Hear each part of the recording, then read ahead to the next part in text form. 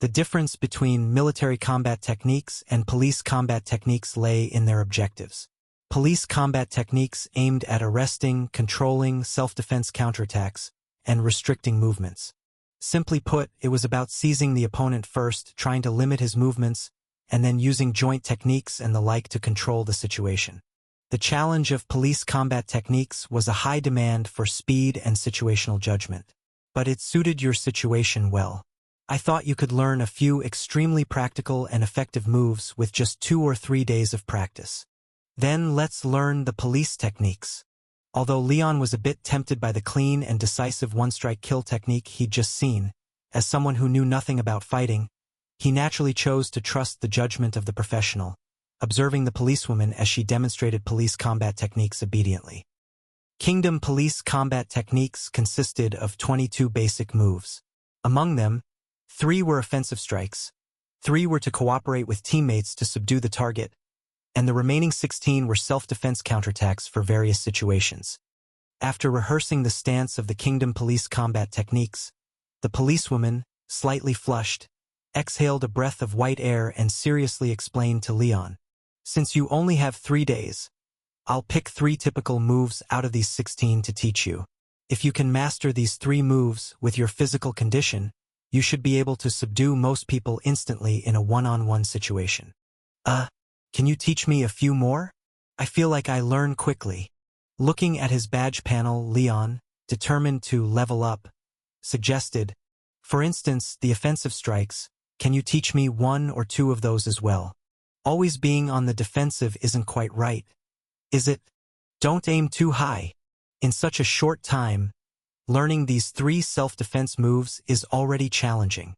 The policewoman stopped her movements upon hearing this and sternly admonished, "Don't think self-defense is just taking hits. Self-defense moves should actually be called defensive counterattack moves, the core of which is to catch the flaw in someone else's attack for a counterattack, whereas offensive strikes will certainly expose a weakness to the opponent. More importantly, even if your defensive counterattacks are poorly executed, they can at least help you defend. Poorly executed offensive strikes, however, might inadvertently expose your vitals to the opponent's blade." "Oh, well then, let's just learn first. If I don't get a badge, she's probably right. If I get a badge, then I'll learn the rest from her later." Unaware of Leon's thoughts, seeing him no longer persist and instead learning from her honestly, the policewoman couldn't help but nod in satisfaction before she spoke. "Watch closely. The 3 moves I'm going to teach you are the most important and fundamental among the self-defense counterattacks, which are responses for when the opponent attacks your upper body, your lower body, and from behind." The policewoman demonstrated an outside arm block gesture as she spoke. "Imagine your 2 arms are like shields.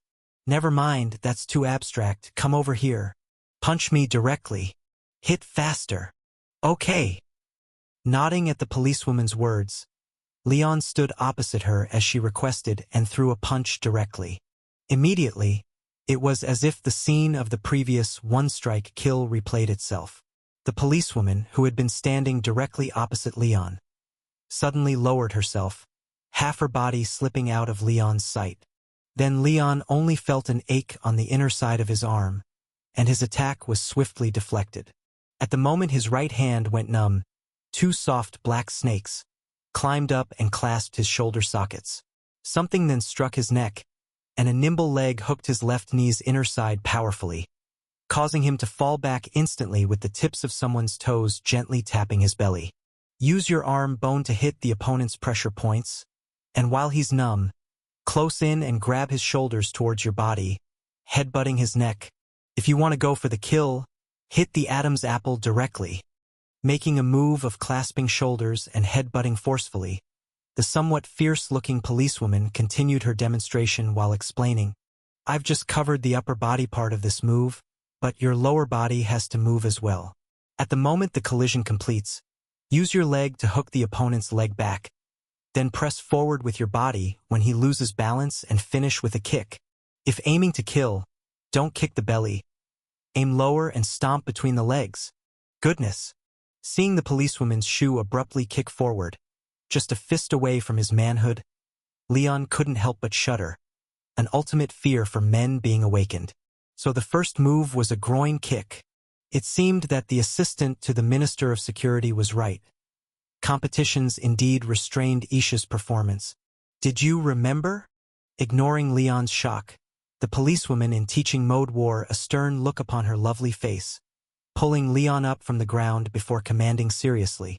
If you remember, switch roles. This time I'll attack you, and you block then trip me. All right? Getting up and posing as required, facing the approaching right fist from the policewoman, Leon mimicked the move she taught, dropped his shoulder and blocked, followed by locking her shoulder sockets with his hands and headbutting. However, Leon was not yet familiar with the move. He dropped his shoulder too much, plus the policewoman had impressively long legs, standing as tall as an average man, causing the intended headbutt on her neck to slightly miss downward. Oh no! Upon colliding with his head, Leon realized he'd made a mistake. To avoid turning this teaching into a real fight, he quickly tightened his grip on the policewoman's shoulders. His leg meant to hook her knee, instantaneously retracting for defense, blocking his vulnerable spots to avoid immediate disaster at any cost. Surprisingly though, despite being hit hard by him, the policewoman's body merely stiffened a bit but didn't retaliate. Instead, she fell backwards, following the force of Leon's headbutt, even reaching out to protect his head during the fall to prevent a direct knock on the ground. Such a poor performance. After pushing the off-balance Leon away, the policewoman stood up again, patting the dust off her body, and made a displeased assessment. Your form completely collapsed. Except for knocking on my pressure points, your follow-up headbutt missed the target. The footwork didn't follow through. Moreover, the most crucial part, you forgot to release my shoulders, which led to both of us falling down, making the final kick impossible. Get up and try again. Didn't get mad? Or even ask for an explanation?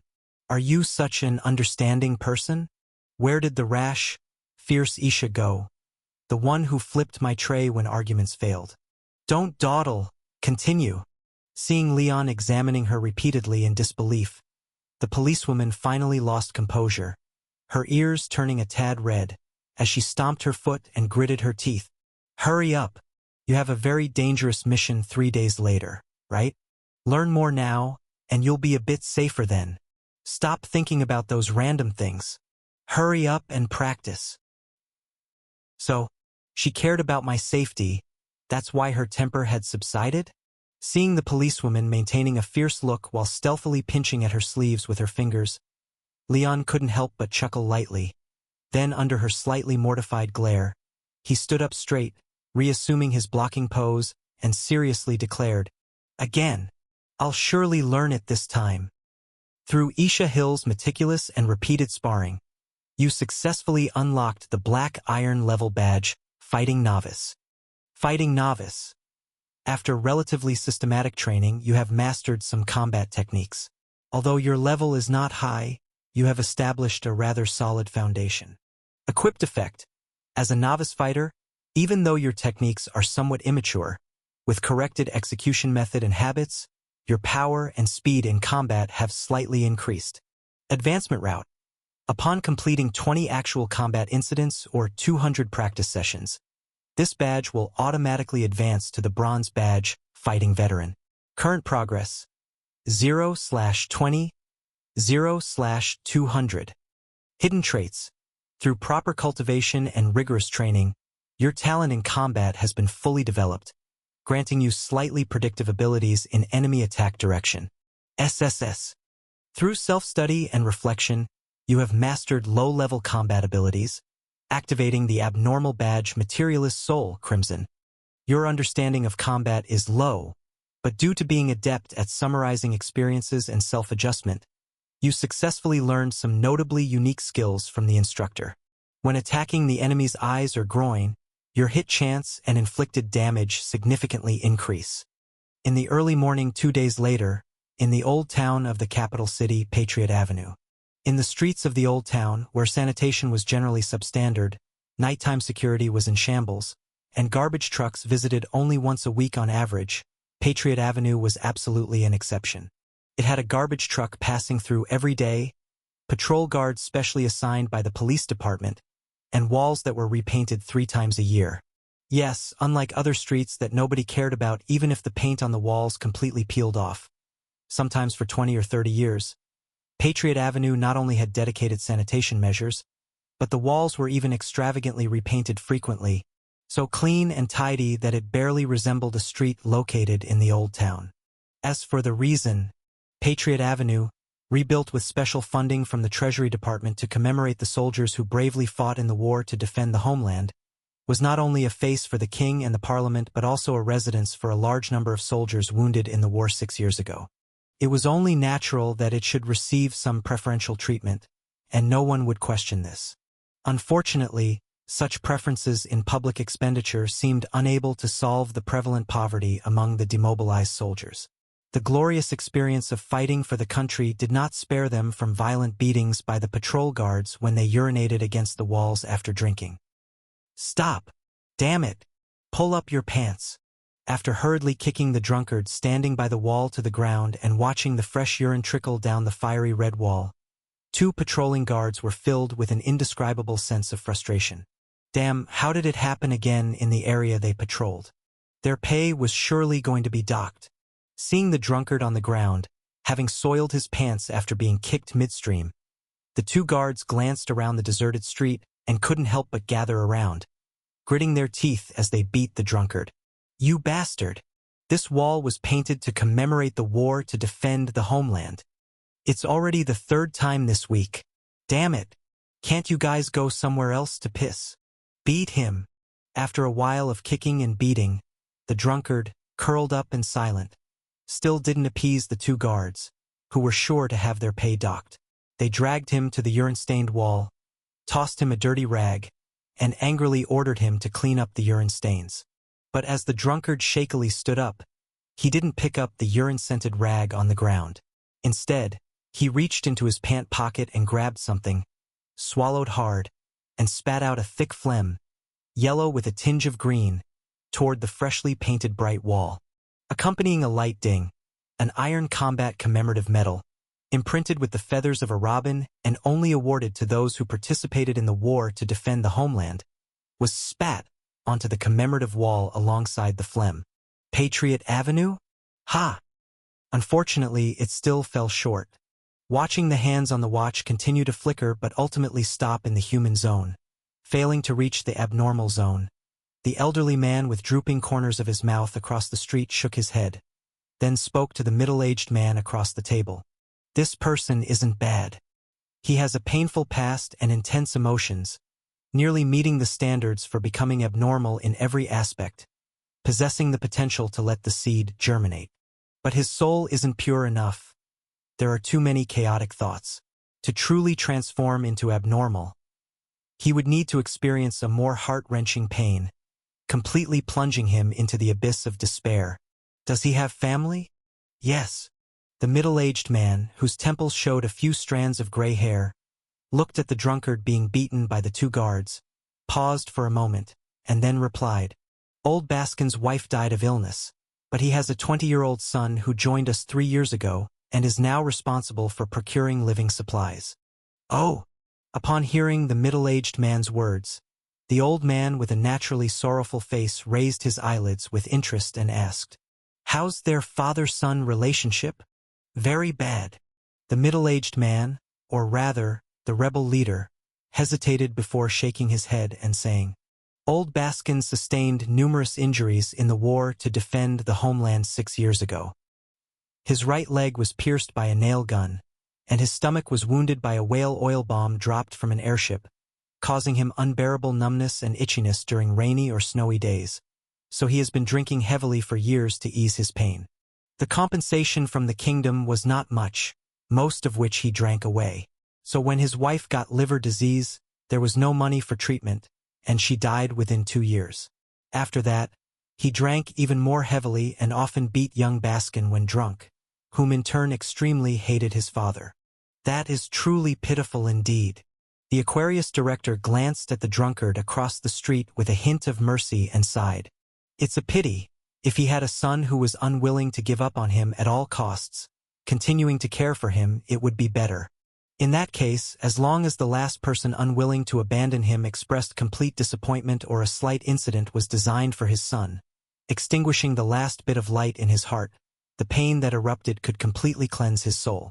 Under the refinement of despair swelling to its peak, his soul would be stripped of all impurities, at a certain moment existing only in the purest obsession, thus truly stepping out of the ordinary frame, successfully crossing into the threshold of being abnormal.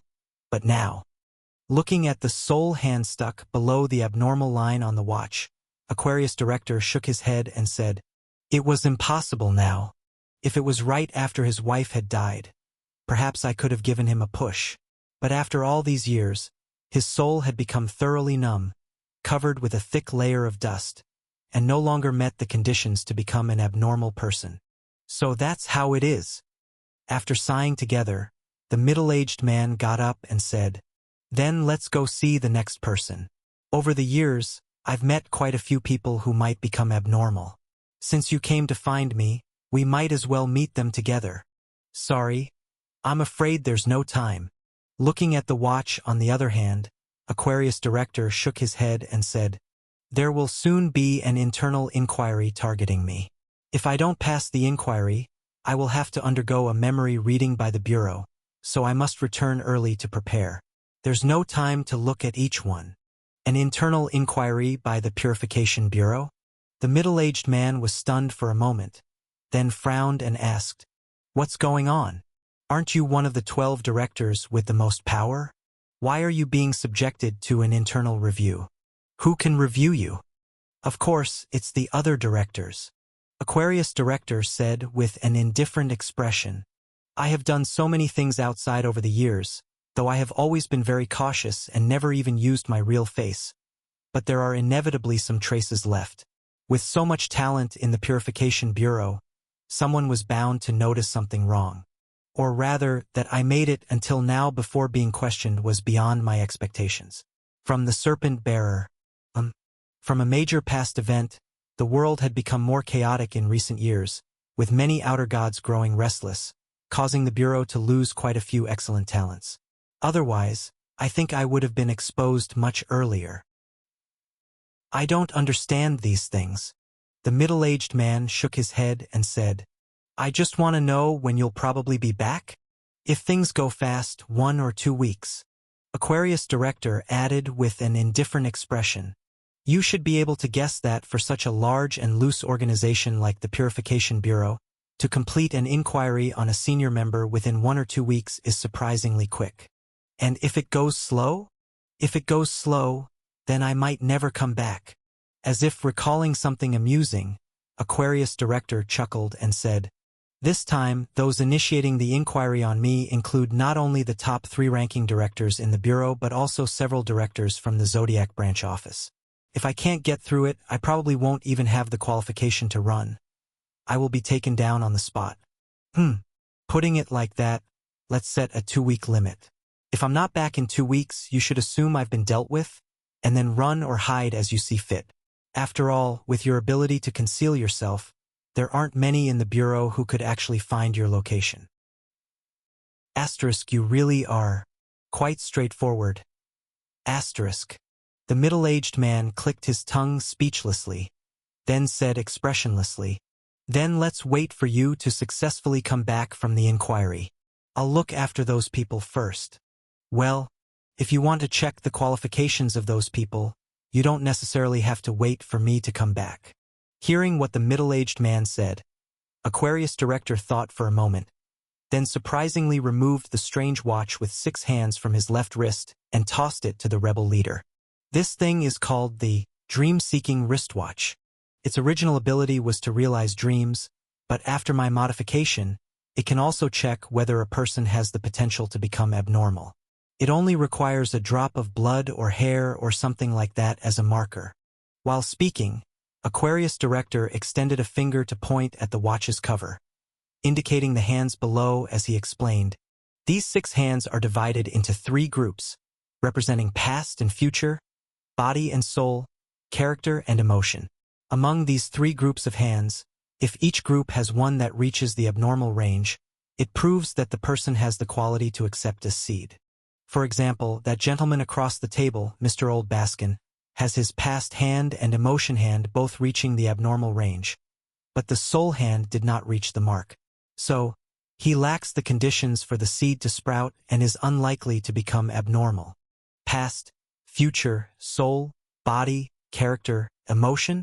After carefully remembering the meaning of these 6 hands, looking at the 3 groups of strangely patterned hands, the middle-aged man couldn't help but ask in confusion, why is it enough for just one in a group to move for someone to become abnormal? Well, it's a bit hard to explain. How about this? You can understand the world as a piece of canvas, and each person as a brush. Aquarius director thought for a moment, dipped his finger in coffee, and drew a coffee-colored line on the tablecloth, then continued to explain, a person's past experiences and future development are the traces they have drawn and will draw on the world. Whether they have a unique soul or a miraculous body determines the technique used by this brush when drawing, whether it's realistic or abstract.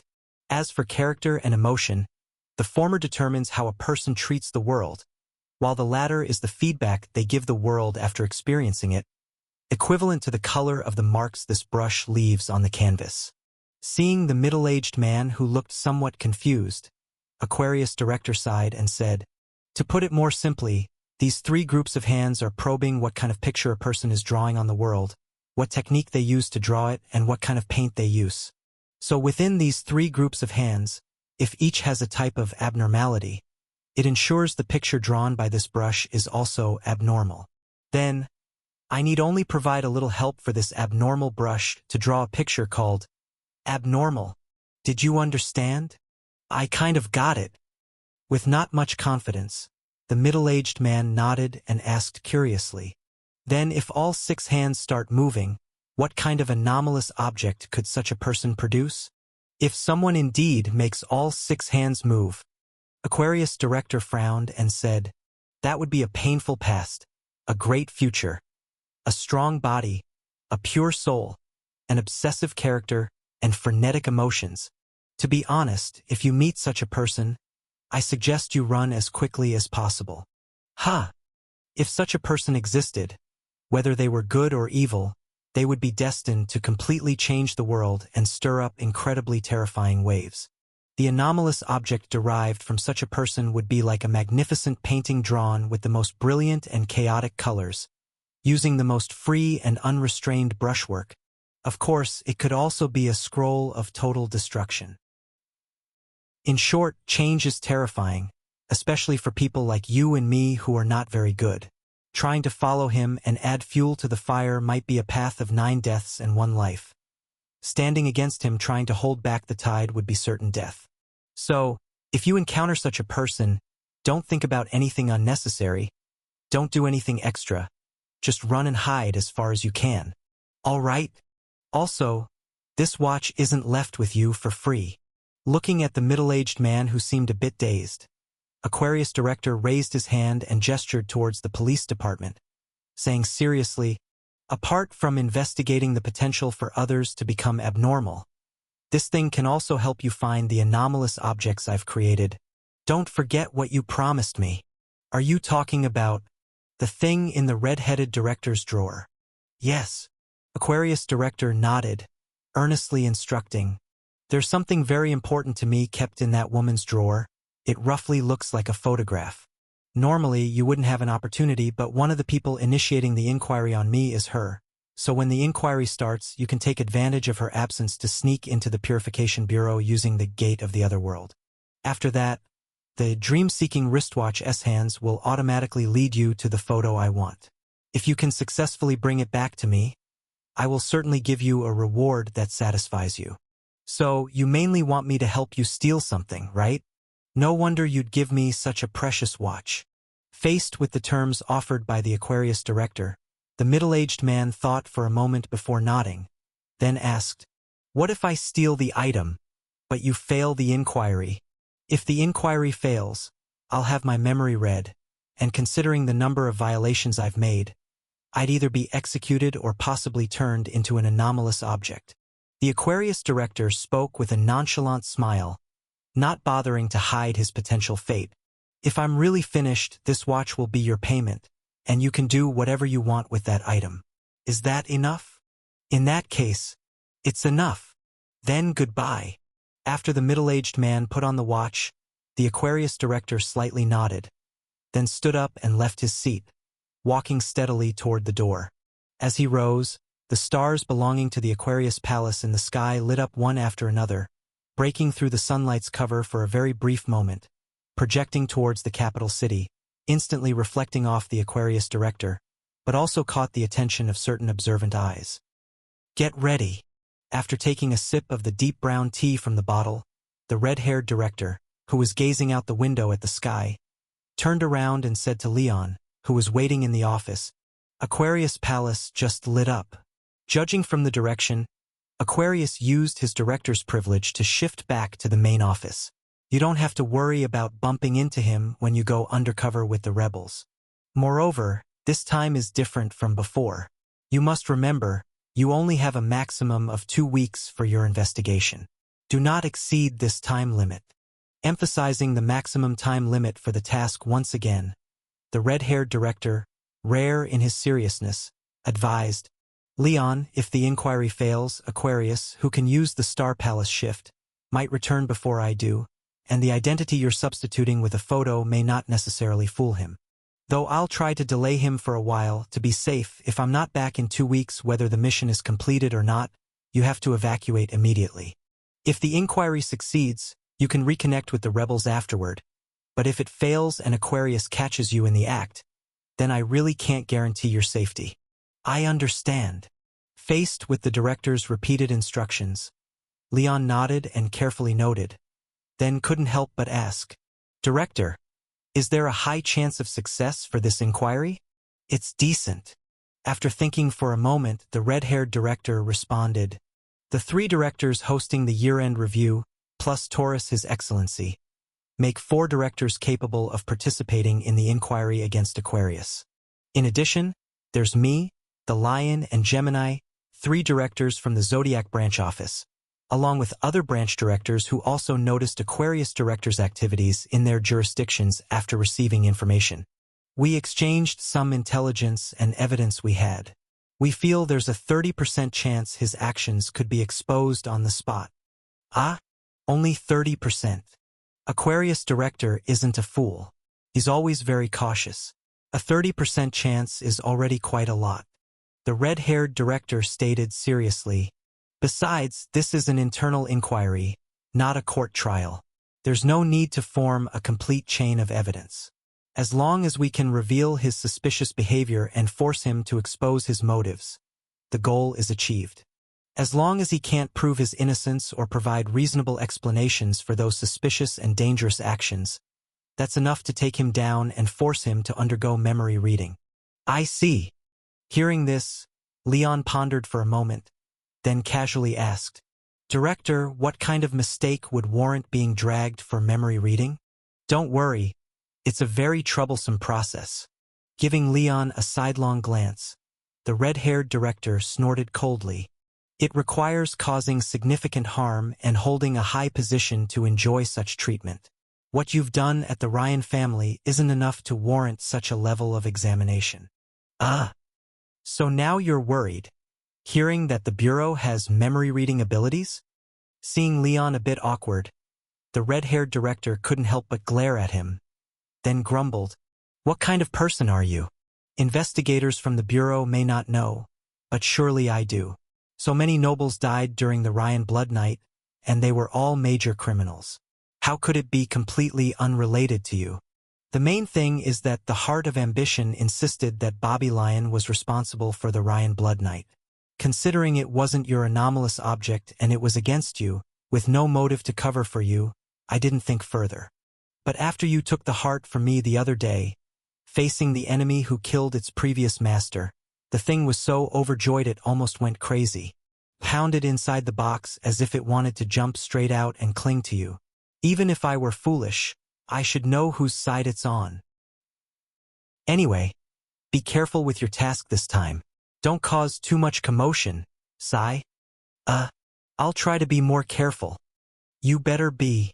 Also, one last reminder, you can actually be slightly more conservative when executing your task. Looking at Leon, who nodded sheepishly, the red-haired director sighed and said, "When I bowed to you earlier, I activated a part of Slaughter Bloodhair, slightly exceeding the human hierarchy, so I recovered some memories concerning the princess. Leon, I think it was me who suggested you propose to her." "What? Don't give me that. I didn't really want you to marry her.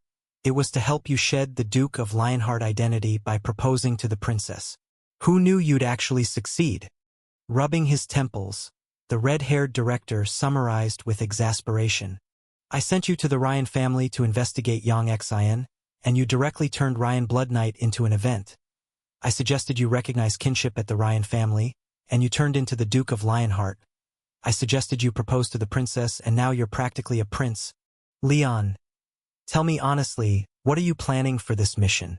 By the time I return in 2 weeks, will you already be the chief of the rebels?" "No way. Absolutely no way." Listening to the imaginative thoughts of his director, Leon shook his head repeatedly. "Director, you're being prejudiced. I've always made very conservative choices. Although I don't fully understand the princess situation yet, during Ryan Blood Knight, it was Bobby Lion who barricaded the estate, preventing me from leaving. Otherwise, I would have definitely run away, and it wouldn't have ended up in a death struggle." "True. But what if you're cornered again and forced to rise? How could that happen?" Faced with the red-haired director's baseless assumption, Leon couldn't help but protest. "This undercover mission is only for 2 weeks. Just how chaotic would the rebels need to be for me to become their leader in that time? I think it's time we had someone else take the lead." After glancing at the empty seat at the head of the table, a slightly stout middle-aged man looked around at the people seated and then, with a smile, said, "Although this organization was initially created by His Excellency Nathan, he did gather us all together. Everything changes over time. In my personal opinion, His Excellency Nathan is no longer suited to lead us. What do you all think?"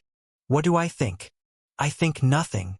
After the stout middle-aged man finished speaking, a bald woman who was playing with a slingshot snorted, her eyes showing discontent as she said, "The leader is always the leader. He saved my life and helped me gain my ability. I don't care what others think. I only acknowledge him. That's normal, very normal." Not surprised by the bald woman's attitude, the stout middle-aged man nodded at her, then explained with a smile, "Don't misunderstand. I'm not here to deny His Excellency Nathan's contributions. Many of us have benefited from his actions, even I, who hope for a new leader. But whether or not you want to admit it, His Excellency Nathan has grown old. These past 2 years, he hasn't been the infallible, ever-correct leader he once was. Instead, he's been making blunders."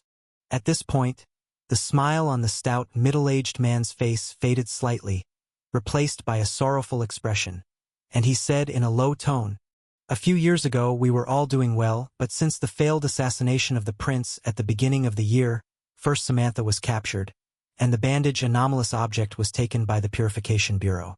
Then Barton, who was undercover in the Secret Investigation Bureau to cover for Samantha's group's evacuation, was trapped there by the cleaner named Leon Lane and never returned. Later, His Excellency Nathan led a team for revenge, sending David to infiltrate the ennobling ceremony to use the heartbeat moment to ambush that Leon Lane, but he also got caught in the Purification Bureau's hands, and likely won't be coming back either. Compared to the past few years, after losing 3 companions consecutively, one corner of this once crowded long table is now empty. Unlike before, when the stout middle-aged man finished speaking, he looked at the 3 vacant chairs around the table, and the rebels fell silent. Even the bald woman, known as part of the leader's faction, did not speak out in opposition at this moment. "Everyone, I admit, His Excellency Nathan has undoubtedly contributed a lot in the past, but have we not also made sacrifices?" After waiting a while, feeling that everyone's attitude seemed to be softening, the stout middle-aged man's expression changed again, pointing angrily at the elderly woman and the little girl opposite, slamming the table. "Not to mention others, but how much have the sisters Lucy and Phoebe sacrificed for us over these years? When they first joined us, they were both youthful and beautiful, but because of the frequent use of their abilities, one's age regressed to the point where her intelligence is that of a 5- or 6-year-old, unable even to speak coherently. Even though Lucy fared a bit better, she's now an old woman, not even 30, yet her physical condition resembles that of someone in their 70s or 80s. In terms of sacrifice, have they given less than Nathan? Enough! Stop beating around the bush! As the people around the long table remained silent, a man covered in burn scars snorted, impatiently saying, "Oliver, why don't you just be straightforward and say you want to replace Nathan and become the leader yourself?" "I do have that thought."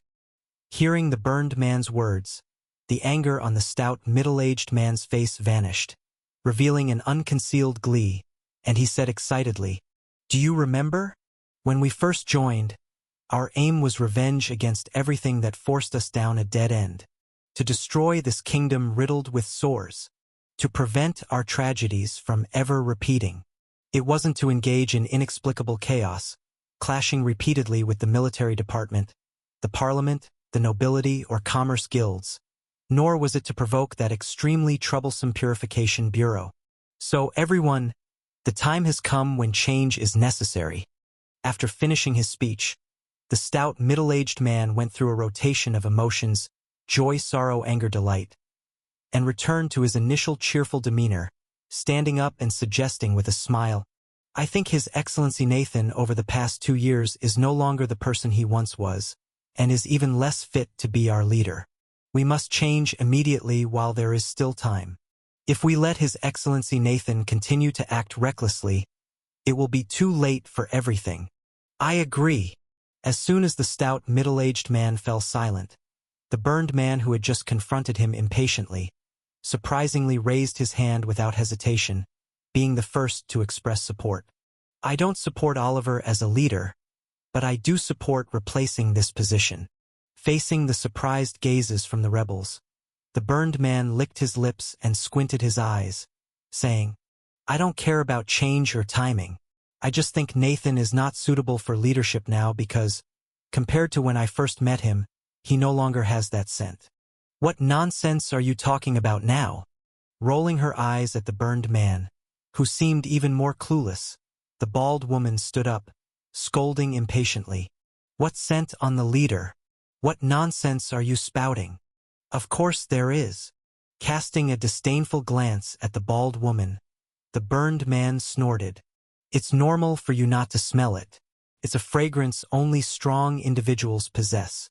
Naturally, only those as strong as us can detect it. This scent belongs to the strong, the kind who believe that as long as they're alive, even if all their bones are broken, they can still stand up again and bite their opponents to death with their teeth. I joined back then because I was drawn to the scent on Nathan, thinking he could achieve what he spoke of, so I was willing to listen to him. But these past 2 years, every time we conducted a major operation, he would spend some time alone, and when he returned, that scent would be slightly weaker, growing increasingly hesitant and depressed. After the ennobling ceremony, the scent changed again. Now, he smells like a helpless fawn abandoned before being weaned. Weak. Foul. After listening to the burned man's somewhat chaotic speech and barely understanding his meaning, the rebels couldn't help glancing at each other. Even the bald woman put away her anger, sitting back in her chair, biting her lip. What the burned man described as the scent of the strong, translated into a less beast-like description, would likely be referred to as confidence. Compared to the leader who previously brimmed with confidence, His Excellency Nathan now seemed to exude a strange air of decay. Like the mythical figure who pushes a boulder towards the mountaintop only to watch it roll back into the valley again and again. Today's leader, compared to before, seems to have truly lost the confidence to change everything. Could it really be time to choose a new leader? Inhale. Just as the rebels fell into silence, a loud inhaling sound suddenly echoed inside the room. Taking a deep whiff of the unchanged air through nostrils resembling black cavities, the burned man suddenly kicked back his chair, stood up, and squinted as he looked outside. Tiger! There's a hunting tiger that's come in. The scent is so intense. Was this the secret gathering place of the rebels? Carrying a heavy oil canister filled with orange-red palm oil, Leon blended in with other rebel procurement members and entered an old warehouse on Patriot Street in groups. What appeared before Leon was not a dusty, dim warehouse packed with miscellaneous goods, but a lush, green valley dotted with numerous low buildings. Many people were bustling back and forth on the dirt paths they had dug by hand, busily preparing something.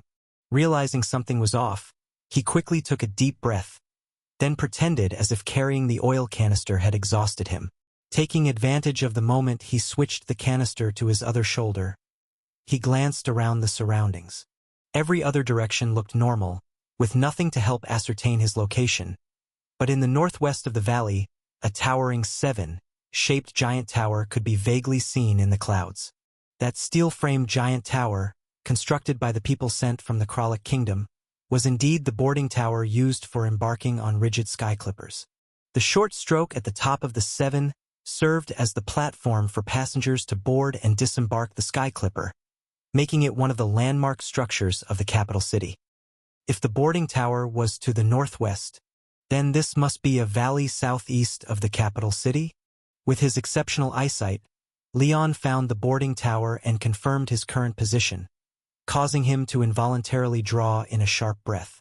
Judging by the size of the boarding tower, this valley was roughly 15 to 16 kilometers away from the capital city.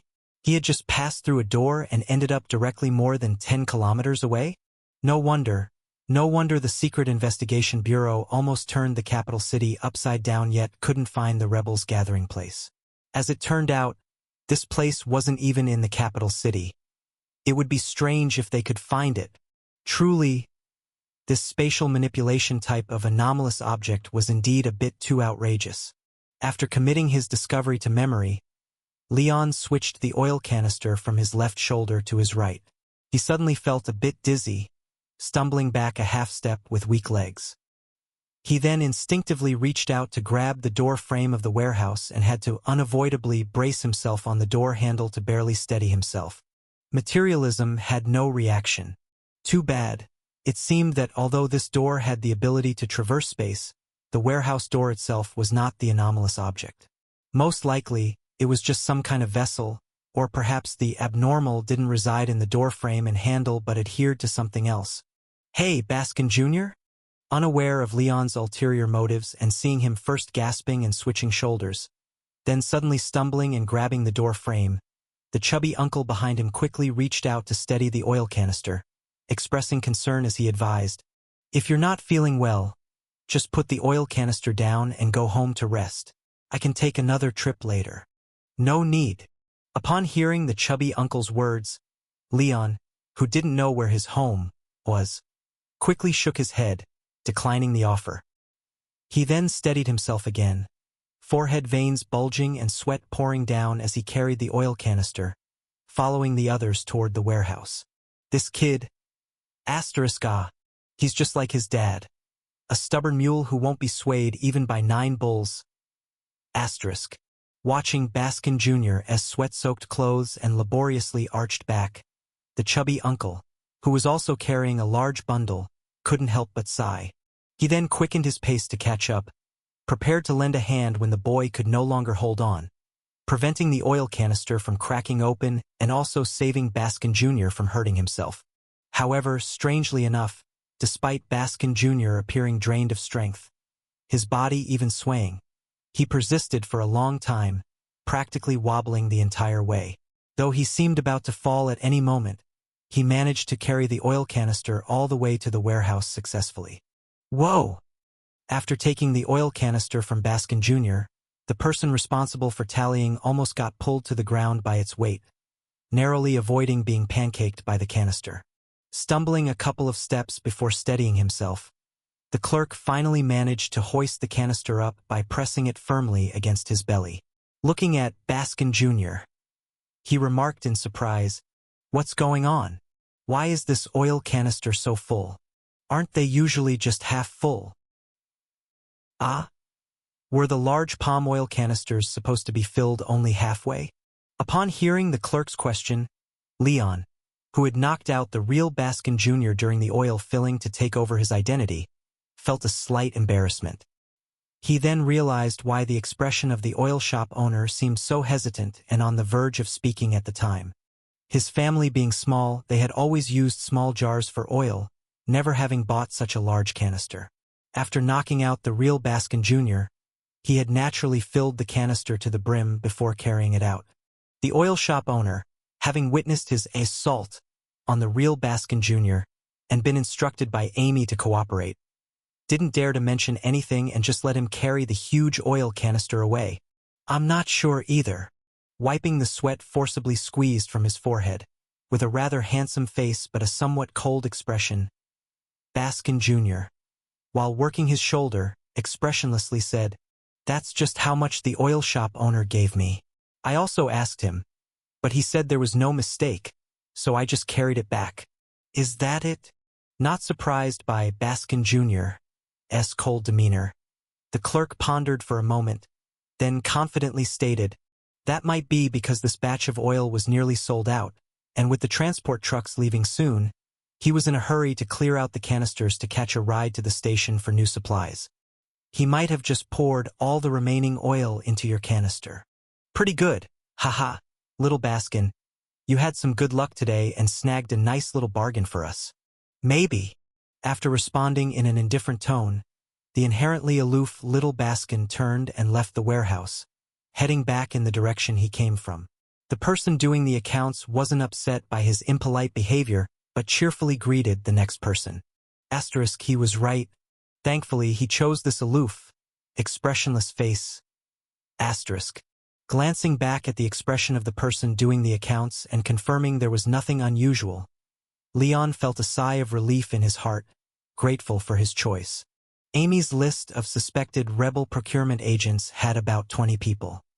He chose this little Baskin because his personality was aloof and taciturn, and he seemed not very sociable. Although such a person wasn't very hidden, due to his lack of communication and expression, it was least likely to reveal anything when information was scarce. If he were a more cheerful, talkative person, it would be much harder to appear normal. Good luck. After surveying the surroundings, Leon set his sights on the building at the center of the valley. Since he had successfully infiltrated, the next step was to complete the task. Prioritize finding the grandparents suspected of having memory manipulation abilities and try to get the princesses erased. Little Baskin. Just as Leon was about to start his investigation, the chubby uncle who had helped him from behind earlier quickly chased after him from the warehouse. After calling out to the stubborn little Baskin, the unshaven chubby uncle couldn't help but complain. "Why didn't you call me to lend a hand with that full barrel of oil? What if you hurt your back? It's no small matter." I knew it. Thinking I had good luck was definitely an illusion. Seeing the familiar person initiating a conversation with limited information, Leon felt a headache coming on.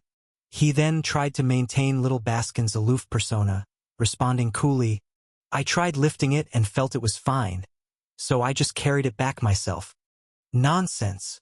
Seeing him still playing strong, the chubby uncle became a bit angry, and with puffed cheeks, he scolded, "I tried lifting it earlier, and I nearly hurt my back. How can your body handle carrying such a big barrel of oil for so long? Besides, when you passed the door earlier, you almost tripped, and I saw it all from behind. What's the point of showing off?" Really, knowing this would happen, I should have held back a bit and not touched the door frame and handle directly. Why are you so stubborn, kid? Seeing little Baskin stubbornly keep silent with his head down, the chubby uncle sighed and said, "I know you're bitter inside, trying to find things to do to numb yourself, but also pay attention to your body. Don't exhaust it too much. You may not notice when you're young, but when you're older, mind your own business." Worried about investigating the situation and fearing that talking too long would give him away, Leon was eager to shake off this kind-hearted but chatty uncle. He raised his head, glared at him, and unceremoniously said, "I know my body well enough. I don't need you to nag me." "You? What's up with you?" Startled by the suddenly irate little Baskin, The chubby uncle was taken aback and then said with a hint of suspicion, "Little Baskin? Why are you acting a bit strange today? You never talk to me like this." Looks like even if you look exactly the same, the familiar people can still tell the difference. Did he already notice something wrong? As Leon's eyes darted around, thinking about how to cover up, the chubby uncle made his own conclusions, saying with a bit of annoyance on his kind face, "Is it old Baskin? Did he hit you again these past couple of days? Did he steal your money to buy booze?" Taking Leon's silence as acquiescence, the chubby uncle's round face quickly turned red. He grabbed Leon's wrist and rolled up his sleeve, finding several long bruises on his elbow. "Damn it! That bastard!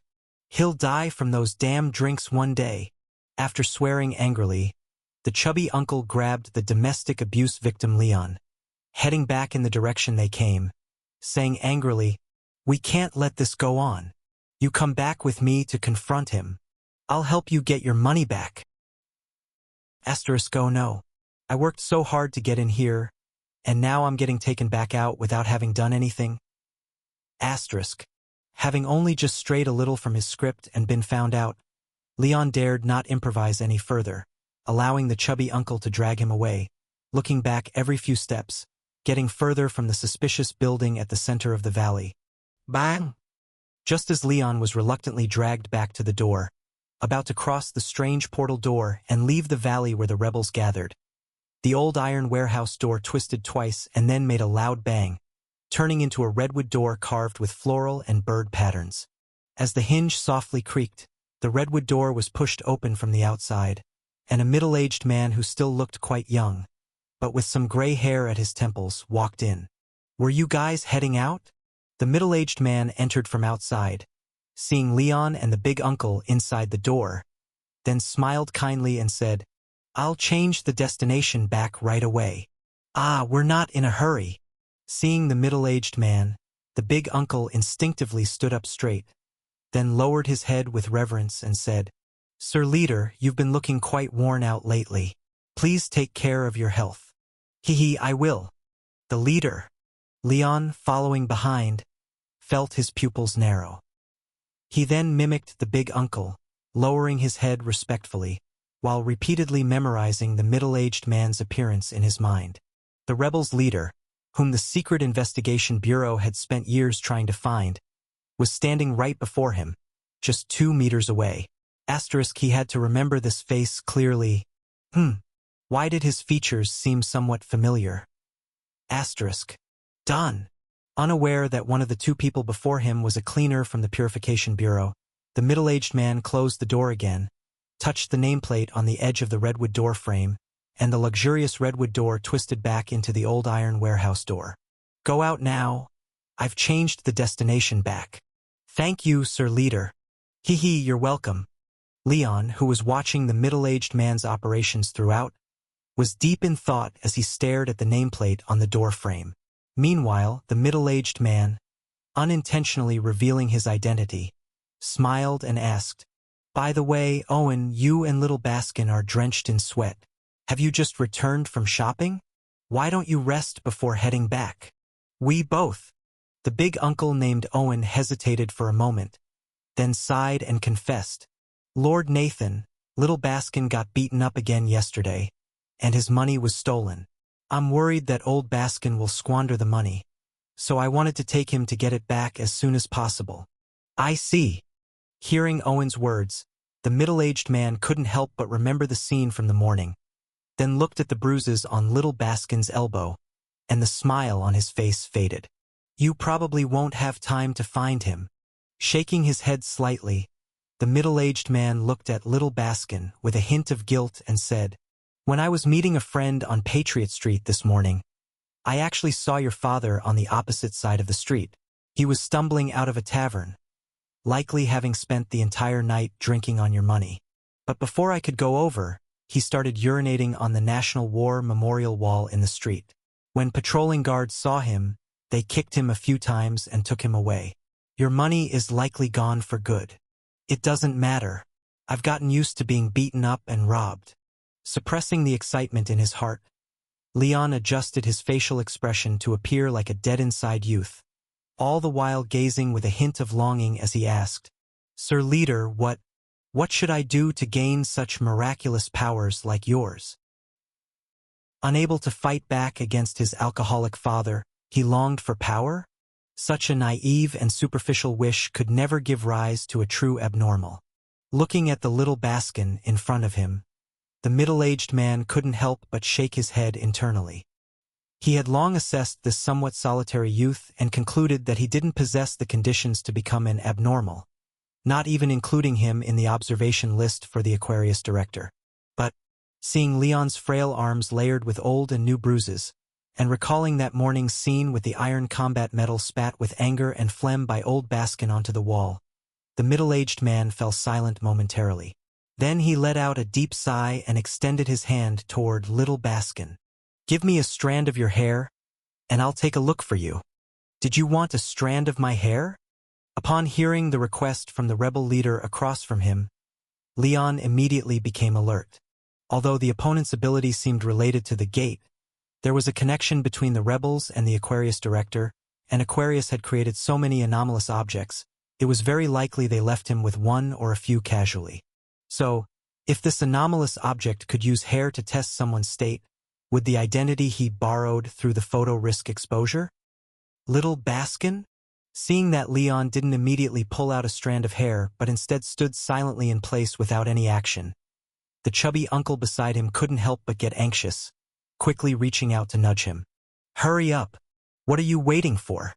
"Sorry, I'm a bit too excited." Using the momentum from the chubby uncle's push to stagger slightly, Leon quietly slipped his hand into his chest, tapped the small mirror, beckoned to young Harin's side with his finger, then said with a grateful expression, "Thank you, leader, for the opportunity. I'll pull out some hair right away." With a curious crowd watching, having played his part as a boy frozen with surprise, Leon quickly pulled his hand out from his chest and then reached behind his head to pull hard. "Leader, is this enough?" "It's enough. It's enough. Actually, you didn't need to pull out so much. Just one would do." Seeing the small bunch of black short hair in little Baskin's slightly trembling hand, the middle-aged man couldn't help but give a wry smile, then took one from it and gently rubbed it on the inside of the watch, following the method taught by the Aquarius director. Squeak! Accompanied by a faint sound similar to metal gears grinding together, a small gap suddenly opened on the side of the watch worn by the middle-aged man, revealing the internal mechanical structure. Under the shocked gaze of Leon and his companion, the six-needle watch, with its bizarre design, seemed to come alive, and the brass gears, flywheels, and eccentric pillars, resembling sharp twisted teeth exposed in the gap, directly swallowed the black hair.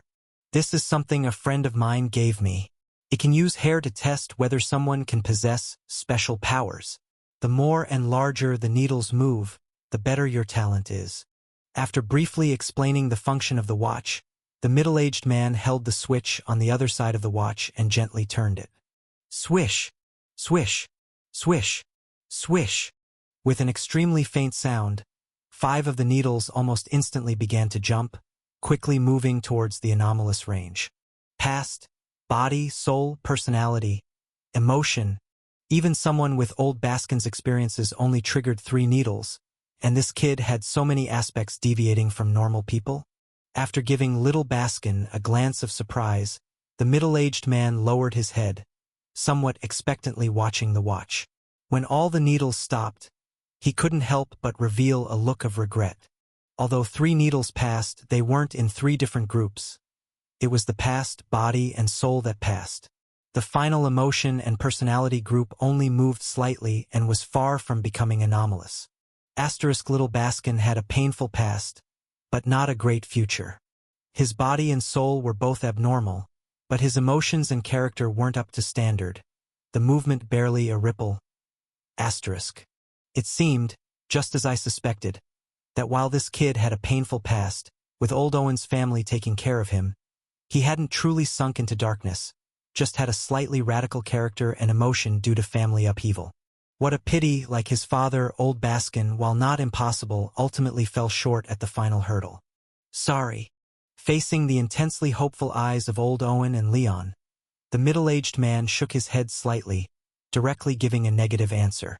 Little Baskin might not be completely without talent, but compared to the minimum standard, he's a bit lacking. As it stands, he doesn't have that kind of talent. Is that so? Hearing the middle-aged man's response, Little Baskin, personally deemed talentless by the leader, couldn't help but have his gaze dim as he lowered his head, crestfallen. Meanwhile, the chubby uncle let out a deep sigh, patting him on the back as a comfort, then forced a smile at the middle-aged man and said, "Thank you for your trouble, leader, but even without those magical abilities, we believe that as long as we work hard, we can still accomplish something." After hearing the chubby uncle's words, the middle-aged man couldn't help but fall silent for a moment. Just by working hard? Then why, despite trying so many times, did everything still slide toward the abyss both before and after I crossed the gate of the other world? In this world, some things just can't be accomplished through effort alone. No talent means no talent. No qualification means no qualification. Yes, just work hard. It should be possible. Feeling a dull ache in his chest, the middle-aged man smiled and told a lie he didn't believe himself, then stepped aside to clear the path to the capital city, and instructed Leon, "Hurry back. Although much of your money was likely drunk away by old Baskin, and the remaining might have to pay fines for defacing the memorial wall, he probably didn't carry all the money with him. There might still be some left at home. So you can go check if there's any money left at his place, and if you find yourself short on funds, go to finance for an advance. Just say I sent you." "Thank you, leader." Facing the middle-aged man's concern, the dream-shattered Little Baskin nodded weakly to express gratitude, then followed behind the chubby uncle who was softly comforting him, looking despondent as he walked through the warehouse doors and left the valley that served as the gathering point.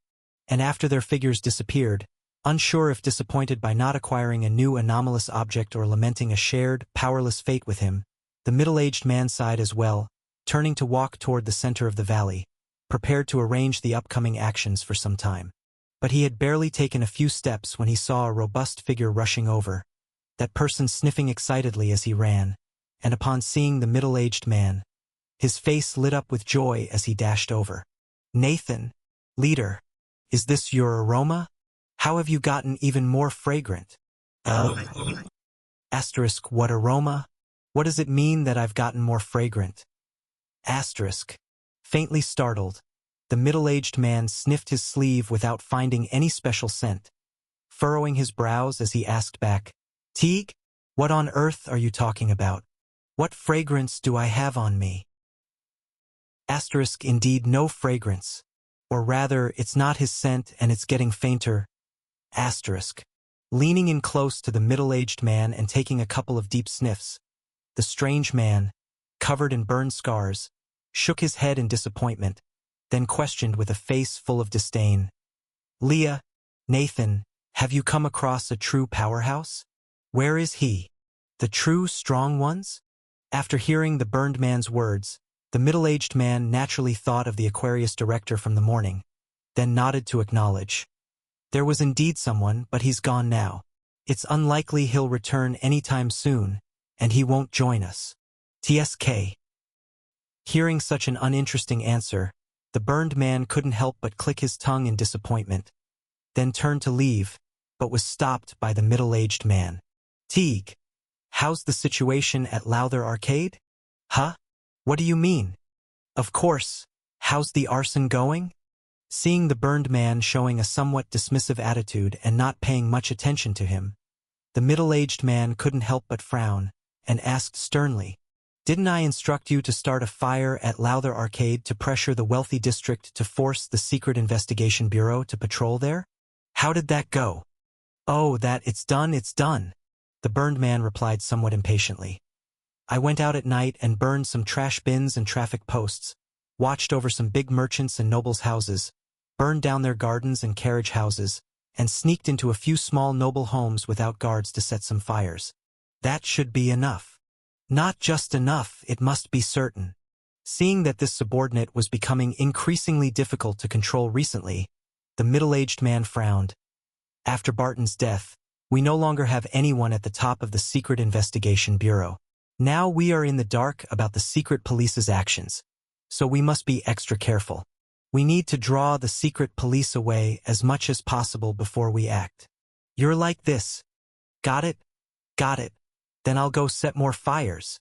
Responding impatiently, the burned man, who had failed to find the tiger, couldn't be bothered with the middle-aged man, who reeked of weakness, and turned away disappointed.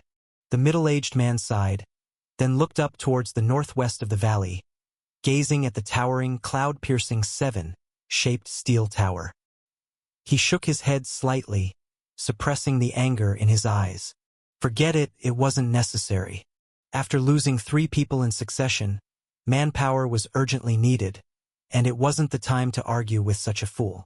After all, if this operation failed again, there wouldn't be much time left for him and Kingdom. Woof, woof, woof. It hurts.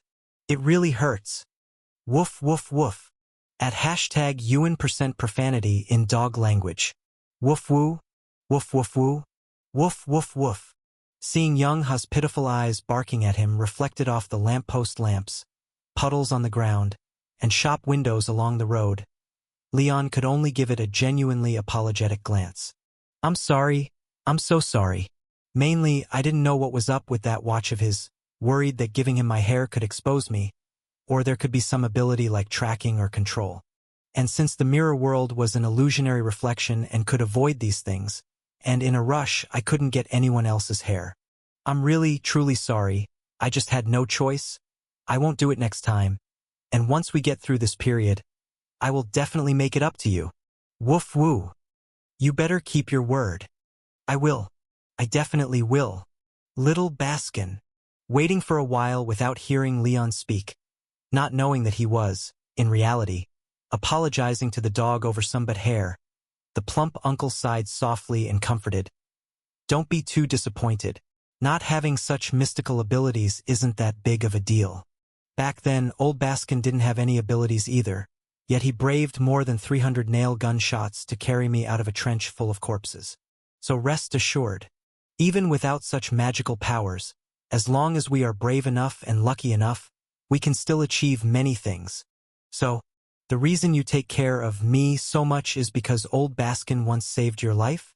Hearing the plump uncle's words, Leon, walking behind him, had an epiphany flash in his eyes. Glancing at the 2 rather haunting scars below his collar, Leon calculated for a moment, wanting to gather more intelligence, then said softly, Uncle Owen, tell me about the past. You used to hate listening to this, so why now? Hearing a request he had never received before, the plump uncle was startled, turning back to glance at Leon with some surprise, sensing that something seemed different about the child. But looking at the somewhat despondent little Baskin, recalling the scene from hope crashing to deep disappointment, he couldn't help but sigh, dispelling the strange feeling in his heart. Yes, possessing such talent yet missing another life path by a hair's breadth. It would be strange if this child showed no change. All right, I'll tell you. With a kind smile at Leon, recalling the years he and old Baskin fought for their country, the plump uncle couldn't help but stir with emotion, wanting to recount those days in full.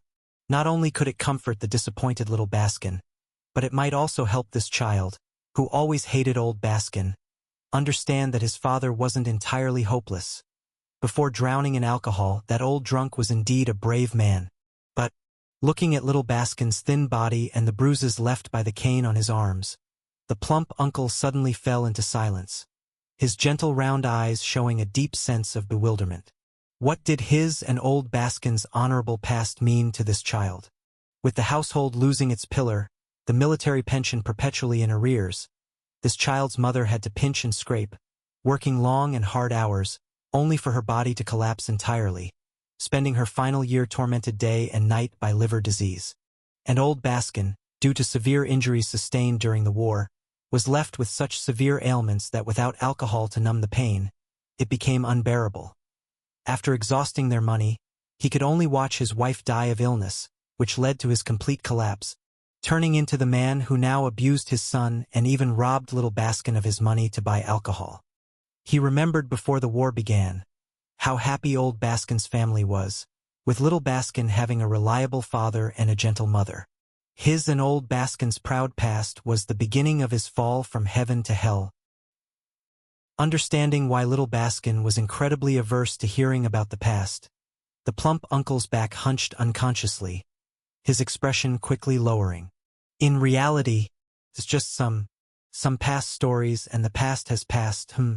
It's not that I'm unwilling to tell you, but there's nothing wrong with not hearing them too. Let's go get your money back quickly, lest old Baskin gets released early. That would be troublesome. Uncle Owen, do tell. If you really want to hear. After a couple of vague responses, the plump uncle with a slightly suppressed tone quickened his pace, saying warmly while walking forward, "Come over to my house for dinner tonight, and then I'll tell you, okay?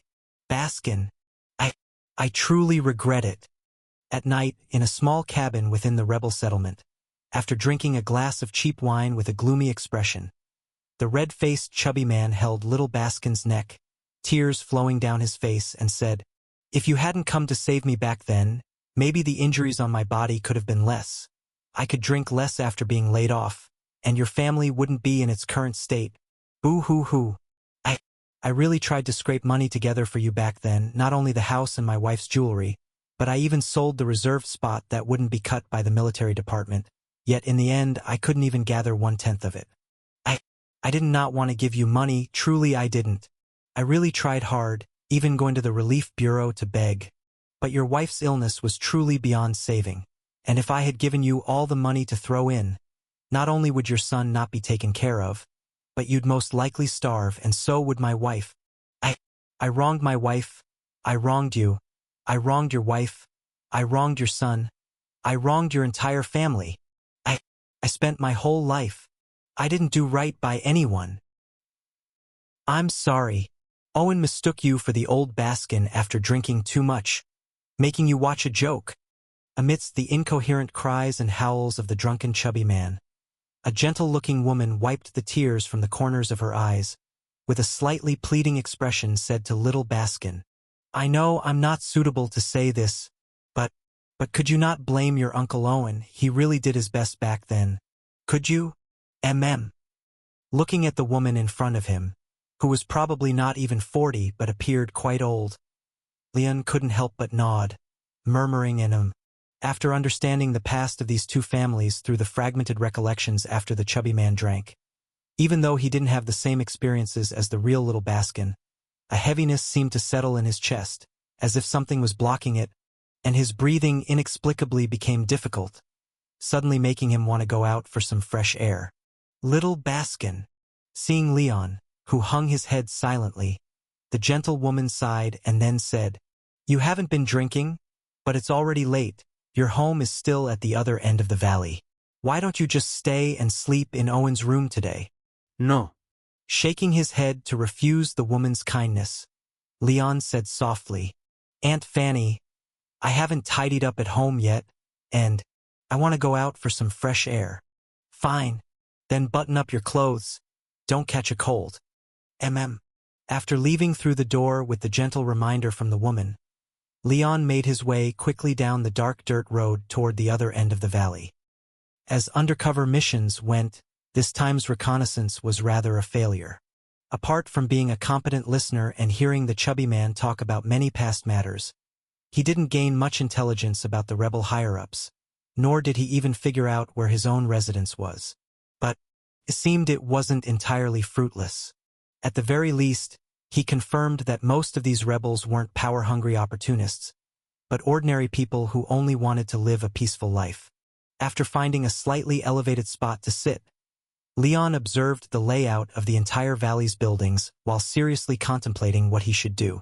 If he only considered it from the identity of a Purification Bureau cleaner, he had already found the rebel settlement, identified the rebel leader, and preliminarily secured a foothold. Next, all he needed to do was showcase his abnormal and join those rebels who possessed anomalous objects to complete the mission, help the princess regain her identity, and thoroughly destroy this organization. But aside from those 8 or 9 anomalous object holders, the entire rebel group consisted of nearly 1,000 people, and aside from their family members, quite a few even were under wanted and bounty lists.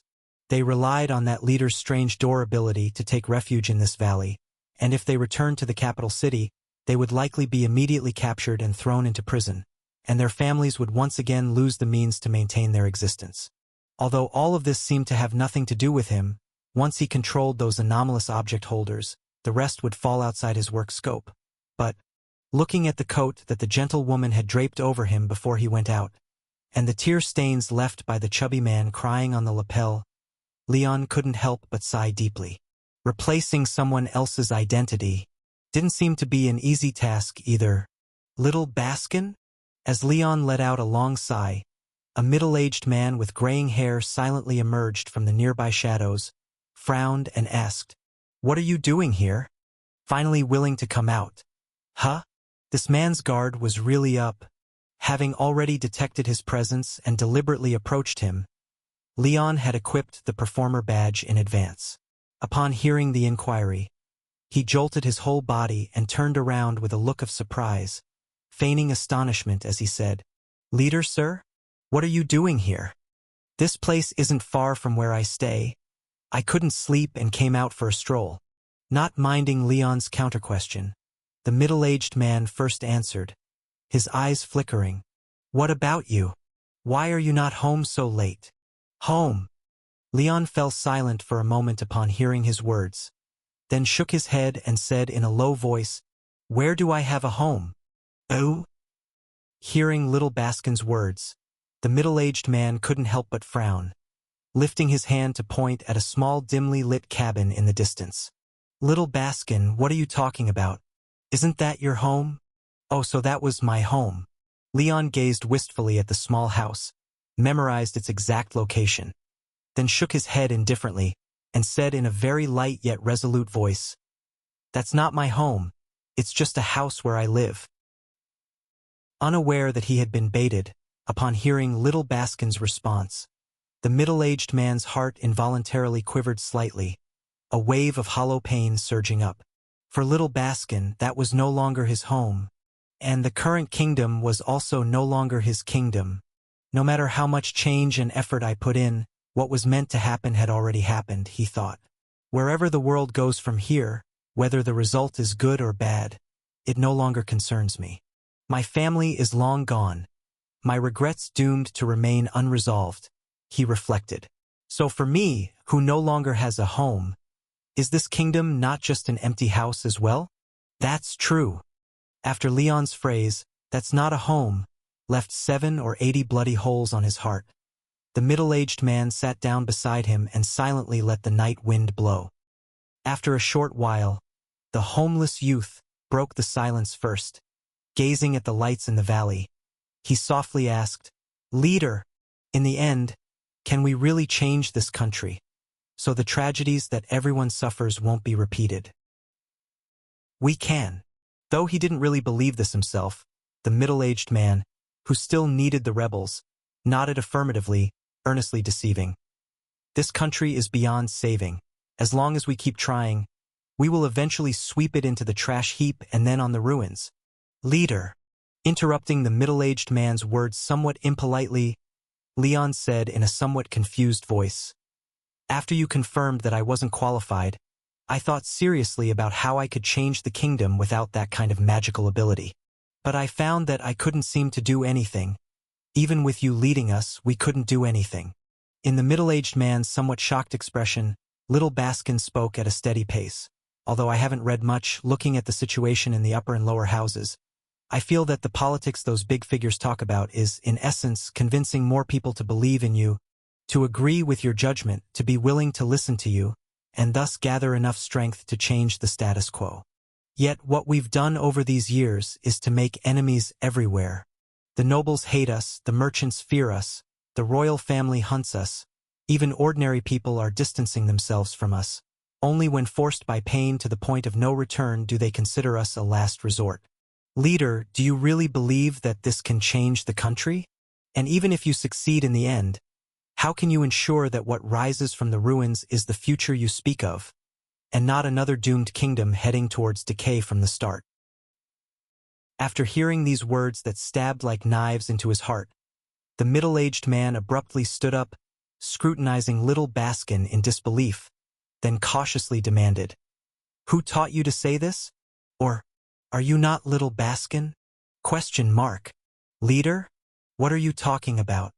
Hearing his words, little Baskin looked up in surprise, baffled. "If I'm not little Baskin, then who am I?" And these words weren't taught by anyone. I thought of them myself. At this point, Leon sighed deeply and briefly mentioned listening to past stories at Uncle Owen's house. Following that, with a confused look, he gazed at the middle-aged man, speaking with longing. "By the way, leader, since you can be our leader, naturally you are the one who knows the most among us.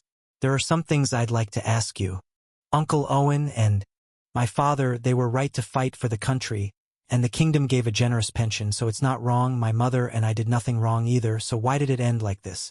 My mother has to die in the hospital, my father became a worthless man.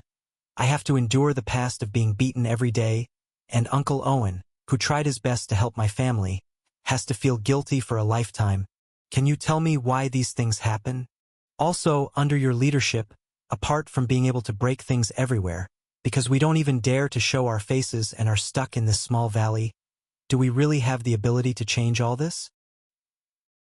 Could little Baskin be real?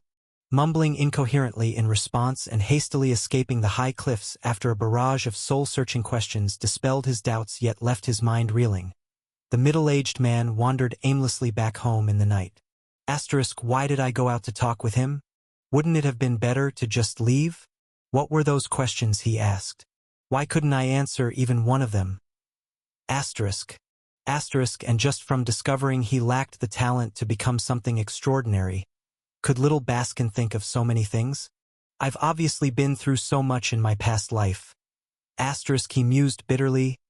But why can't I figure anything out? Are differences between people really this big? Carrying a belly full of messy questions, he staggered to his home, ready to push the door open when suddenly his expression turned alert, and he looked towards the nearby large tree. "Who's there?" "Leader, it's me." Under his cold gaze, a man with a bloated figure and flushed cheeks, smelling strongly of alcohol, sheepishly stepped out from behind the tree, shooting him an awkward grin. "Old Owen?" After slightly furrowing his brows, the middle-aged man relaxed his guard a bit, asking curiously, "What are you doing here so late instead of resting? Do you have something urgent?" "Actually, it's nothing urgent. I just wanted to ask if you could use that watch to test little Baskin again." Presenting a hair he retrieved from the drinking table with both hands, the fat uncle, now much soberer, explained with a slightly pleading expression. "Leader, little Baskin carried a big barrel of oil all by himself during the day. He was already tired then, and he suffered beatings these past days, lacking proper sleep. Maybe he wasn't in the best condition, and just barely missed meeting your standard. That kid didn't say much the whole day after failing your test. Even tonight, although he hates when others drink, he took a couple of sips himself and has been distracted ever since. I'm a bit worried about him. Leader, could you possibly test him again?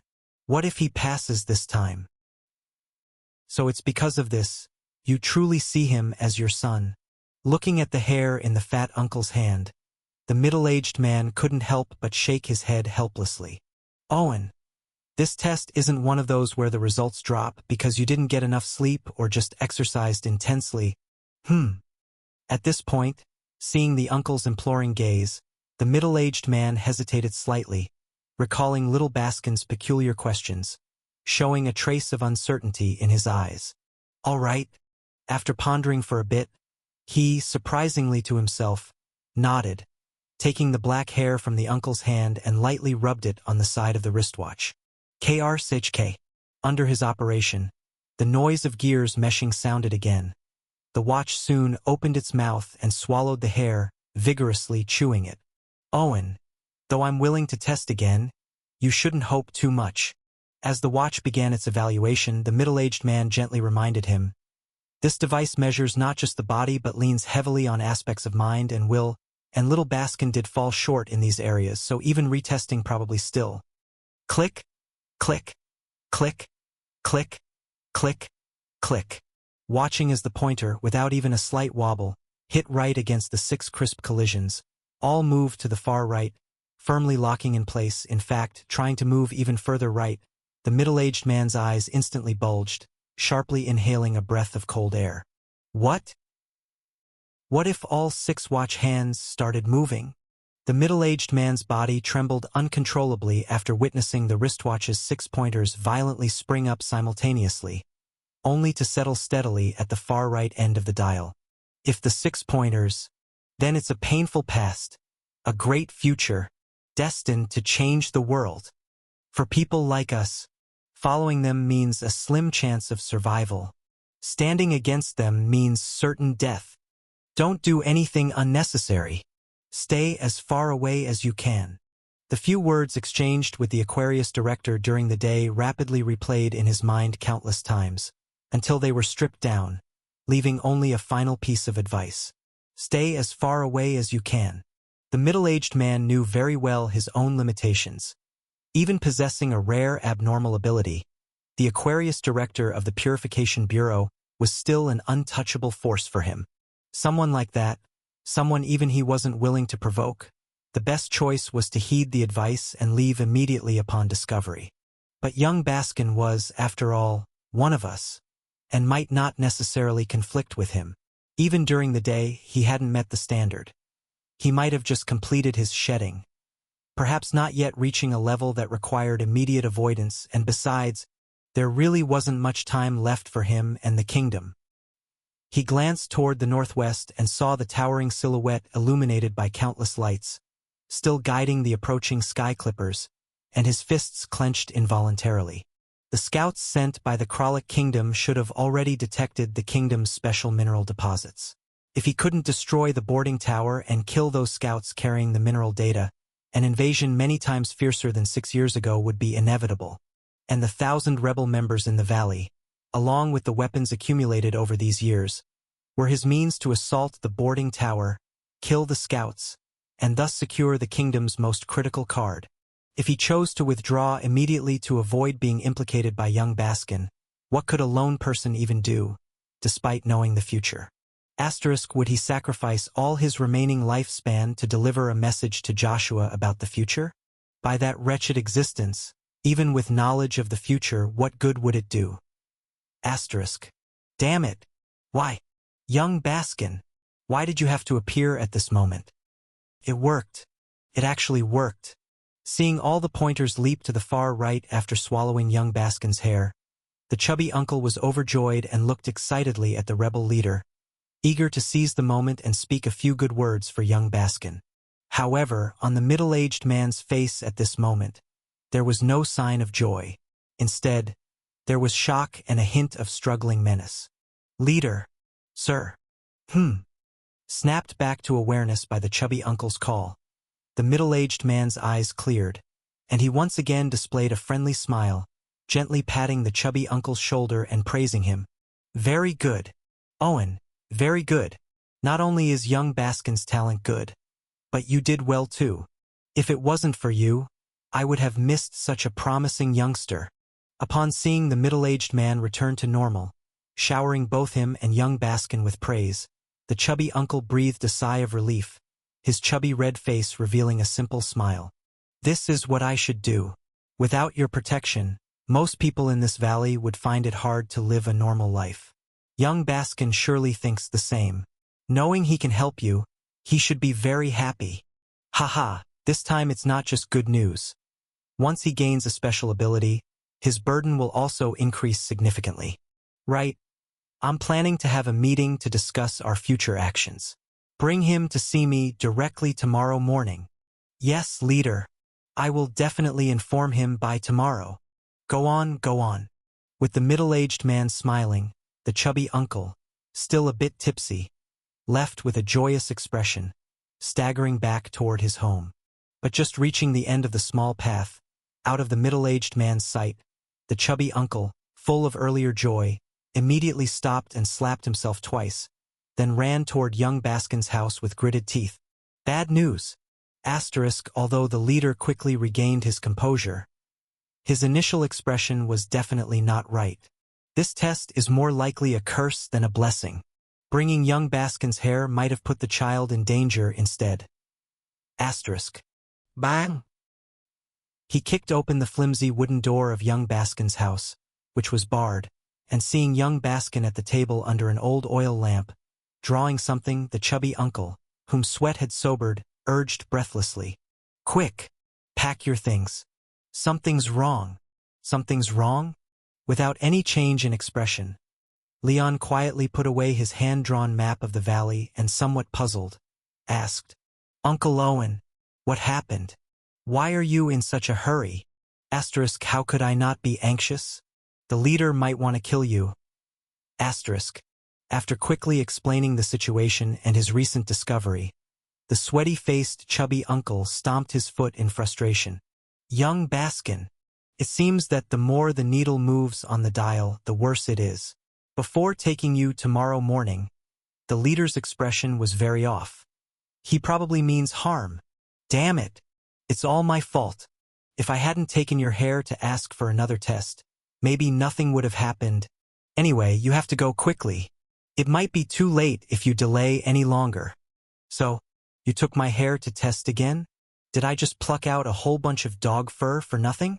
Recalling young Hu's bald patch on its butt, Leon, unexpectedly betrayed, could only shake his head helplessly, giving up all hope in his dog's hit luck.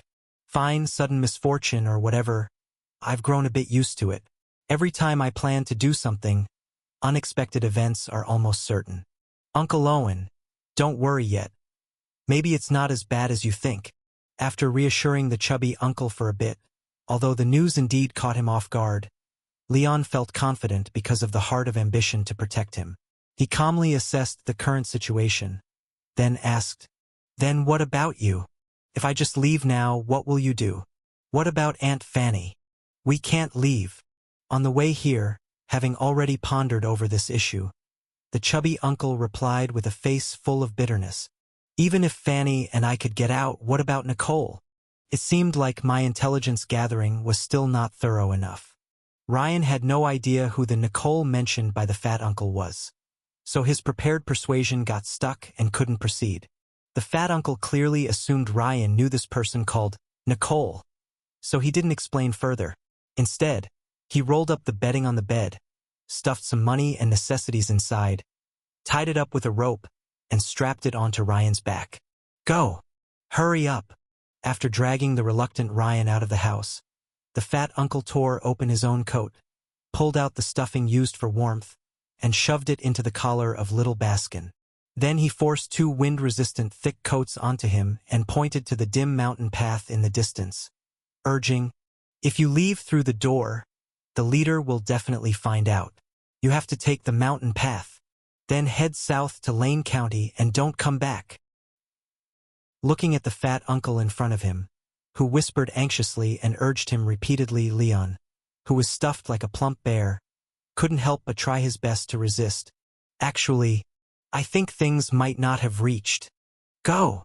After giving little Baskin a hard shove, the fat uncle angrily urged, I know you're afraid of implicating me and Fanny, but even though the leader seems kind, he is actually a proud person. If only the 2 of us old folks are left, he might not do anything to us. But if you stay and don't leave, he will definitely take action against you.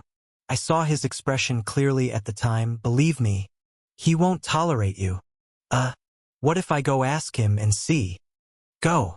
Do you have to drive me to death to be satisfied? All right. Asterisk, seeing the fat uncle stomping his feet in the cold wind with anger, Ryan knew he couldn't stay with conventional means, so he sighed deeply, in line with little Baskin's character, and then, wearing the bare warmth suit forced by the fat uncle, turned and walked up the mountain path out of the valley. Asterisk. Finally sent him away. Just as the fat uncle stood in the cold night wind, watching Ryan leave, another person stood on a high rock, squinting in the dark, watching the only road out of the valley. As expected, things went as I thought. Watching the distant bear trudging up the mountain path, The middle-aged man on the high rock let out a long breath. Following him was not an option, nor was confronting him. The best way to deal with such a prickly situation, that couldn't be ignored, was to make a little noise and let him perceive the danger and leave on his own. As for little Baskin, old Owen had always treated him like his own child. So as long as he showed a hint of hostility, it would be enough to alarm him, prompting him to actively seek out little Baskin and scare away the troublesome prickly hedgehog, thereby achieving his goal of maintaining stability. What would happen to little Baskin in the future was not something to ponder now. For himself and this kingdom, the most important thing at the moment was to disperse the police force's patrols, then launch a full-scale attack on the boarding tower before the Kralik Kingdom's agents left, destroy the data on mineral distribution, and kill all those who could bring destruction. Phew! After deciding what to do next, the middle-aged man once again exhaled, then turned and walked down the rock to his place, sitting at a table piled with various data. Barton sighed, looking at the data from the police department on the desk, remembering the reliable subordinates that folded in the Secret Investigation Bureau, the middle-aged man couldn't help but sigh again. The police department's patrol map, after Barton's rebel identity was exposed, the intelligence he desperately sent out was already of little significance.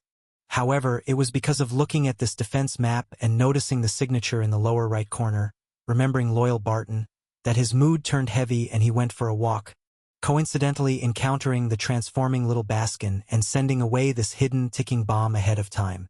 Asterisk perhaps. This is Barton's blessing. Asterisk. After sighing lightly, the middle-aged man put the defense map aside, then reached out to light the whale oil lamp on the table, and began reading through other materials. The personnel situation of Ryan Armaments Company might be useful. After the new Duke of Lionheart took power, the veterans of Ryan Armaments began seeking their own paths and desperately selling assets. Perhaps they could take the opportunity to acquire some powerful weapons, making it easier to attack the boarding tower with people. The shipping company's schedule along with the special passenger list. Very important. Those agents mostly entered the capital city by water, then took the Sky Clipper back to the Kralik Kingdom. Although it was unknown which agent discovered the mineral deposit, they were certainly on the passenger lists of these private ships. The construction plan of the boarding tower. This would be the last resort. Picking up the feather pen at hand, the middle-aged man's eyes revealed a hint of ruthlessness as he circled several main beams of the boarding tower. If they could fight their way in, get the data recording the mineral deposits, but if they couldn't reach the top, for the sake of the kingdom's safety, they would have to find a way to blow up the entire boarding tower, costs be damned. Sizzle! As the whale oil lamp burned gently and the cotton wick length shortened, the thick white grease in the brass lamp decreased. Yet, as the lamp's light dimmed due to a lack of fuel, the darkness outside gradually turned clear. Eventually, the morning sunlight streamed softly through the thin curtains, scattering into the room, lighting up the table piled with various data, as well as the middle-aged man who had stayed awake all night in front of it. Asterisk few. It's almost done. Asterisk. Rubbing his bloodshot eyes, looking at the action files compiled through the entire night without sleep, the graying middle-aged man nodded in satisfaction, then stood up, took his coat from the hanger, and walked out of the room with the files. Next. Asterisk. It was the time for a showdown. Asterisk. After glancing at the meeting house in the center of the valley, the middle-aged man, who appeared aged, confidently walked toward his destination. Asterisk. To save the kingdom, I have made all necessary preparations. Be it weapons, equipment, intelligence, manpower, everything is impeccable. Asterisk. Even at the most critical moment, with Barton's blessing, I discovered and successfully defused a deadly hidden bomb, eliminating all potential disruptions. Asterisk. Finally, just by setting a great fire in Lowther Arcade to engage the capital city's defense forces, then sending the remaining anomalous object holders to attack everywhere, diverting the already scarce cleaners of the Virgin Branch, there would be no one left to stop me from attacking the boarding tower. Asterisk. My plan infallible. As he turned a corner, seeing the bear curled up with two thick blankets, snoring at the conference room door, the middle-aged man's lips trembled, and his face suddenly turned a deep shade of iron blue. Asterisk, didn't you leave yesterday? Why did you come back? Asterisk, leader. After scanning the middle-aged man's complexion, Leon, who had spent the night sleeping in the wild, sniffled and asked with a concerned expression, "You don't look so well. Are you feeling unwell somewhere? Why don't you think a bit and guess why I might not look well after seeing someone?" The middle-aged man's answer to the clingy small Baskin came almost through gritted teeth. Not bad. To be fair, compared to a certain prince who was preoccupied with hierarchy and power struggles, the middle-aged man's emotional control had improved significantly after witnessing the country's downfall and the kingdom's destruction. After taking a deep breath, he managed to regain some of his usual calm. He didn't lose his composure due to unexpected circumstances, but instead smiled faintly and continued at an appropriate distance. As for my body, there's an important meeting today, so I stayed up late last night and may indeed be a bit tired. Oh right, didn't you go home last night, small Baskin? Why did you sleep here? Of course, it was to attend the important meeting you mentioned. Besides, without enough intelligence gathered, the grandparents with memory abilities unlocated, and another potential Prince Joshua undiscovered, how could I leave? Moreover, why do I feel like, compared to the killing intent the fat uncle mentioned, this rebel leader's look towards me holds even more dread? Through the subtle change in the middle-aged man's demeanor, Leon inadvertently squinted his eyes, noticing some differences. There was no way he could leave. Definitely impossible. Given a rare chance to confirm the Aquarius director's whereabouts, if he didn't take advantage of this window to understand the rebels entirely, he courted death should the director's inquiry fails and he returns to the capital city, only for Leon to sneak into the rebels again. And now, with the most formidable Aquarius director partaking in the inquiry, the remaining rebels likely had no way to handle the heart of ambition, at most capturing him. Yet, he still had the whale oil bomb that Senior Jerry gave him. According to Senior Jerry, its power could obliterate an entire building instantaneously, so if he got caught due to exposure, he could always cry for Young Ha to throw the whale oil bomb, blowing their faces directly. From the few rebels he had encountered, the ability of these anomalous object holders seemed very singular, making them unlikely to have protective abilities. At close range, even a nail gun could be too much for them, let alone if they faced a whale oil bomb head-on, potential total annihilation was possible. Great. The advantage was mine. After quickly assessing the enemy's strengths and weaknesses and confirming that not only would he be in no danger, but he also had the ability to unfairly pass, Leon's heart settled completely. Then, playing the role of small Baskin, he gave the middle-aged man a rather aloof smile.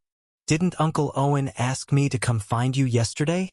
I feared oversleeping would delay matters, so I simply came over last night to keep watch in advance. Looking at it now, the timing is just right." "Heh, you were quite cautious."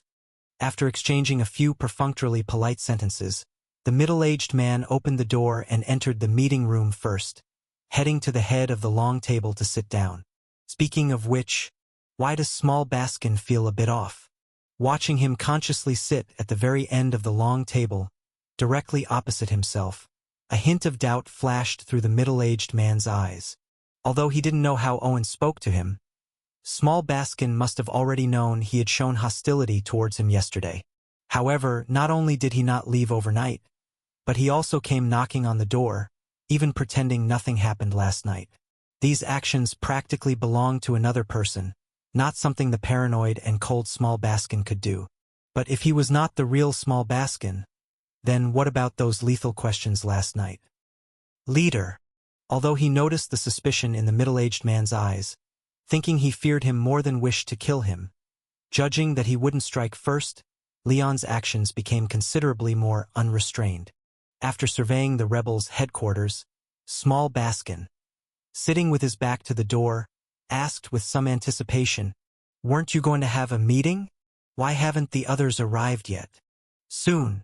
With a knowing glance at small Baskin, the middle-aged man checked his wristwatch, maintaining a calm demeanor as he replied, "They'll be here shortly."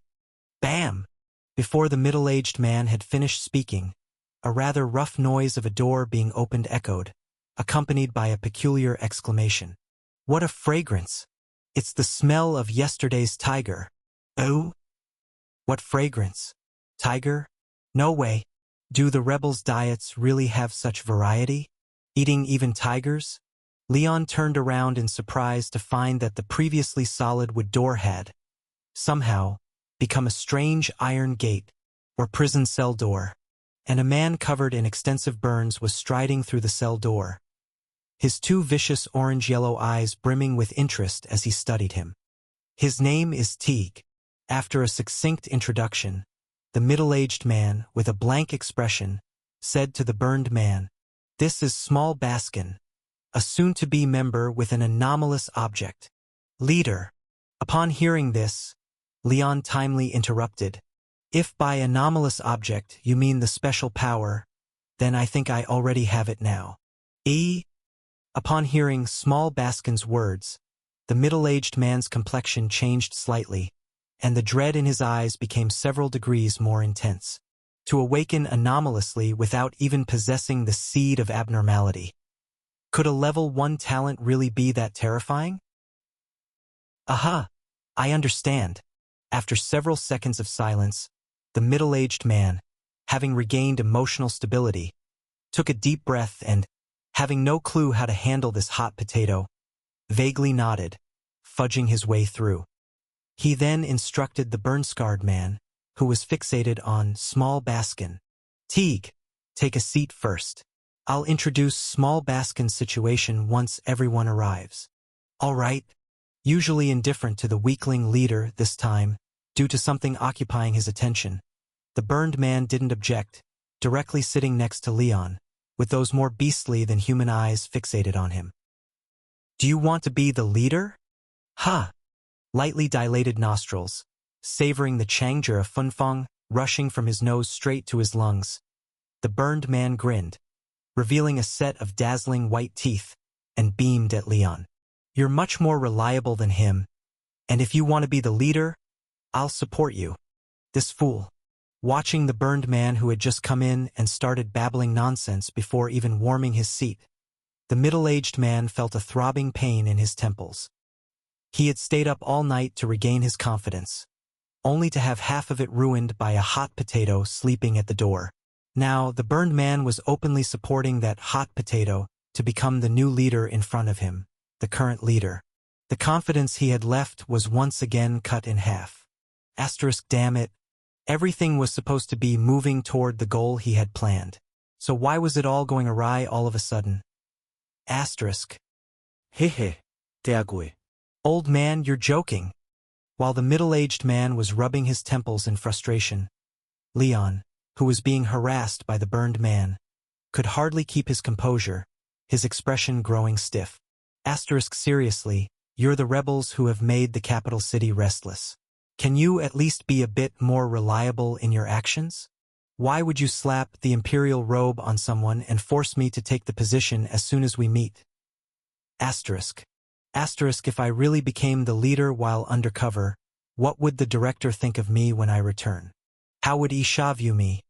Racing around with secret police trying to capture rebels. What about the princess, who's engaged to me and has been targeted by rebels several times?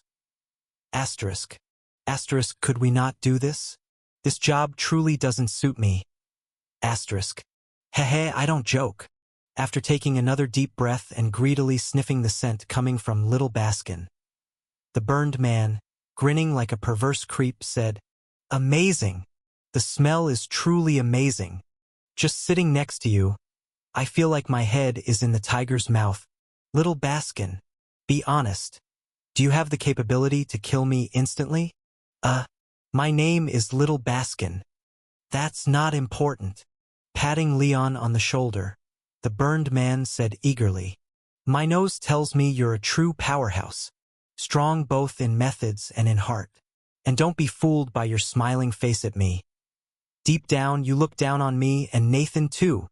By the way, your scent is exactly like Nathan's back in the day. It's just a pity he's lost it now and turned into a pile of stinking dog shit while losing the fragrance you're carrying. Little Baskin, make sure you hold on to it and not become as unbearable as he is."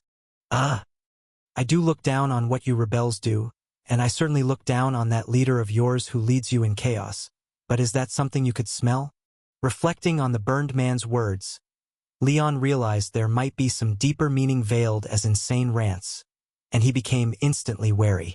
Asterisk, this madman's ability, could it possibly be some sort of beast-like instinct? Asterisk. However, just as Leon was speculating about the burned man's problem and prepared to probe his ability, he felt a slight rise of the hair on his back, and his right ear caught a sharp rushing sound. Snap!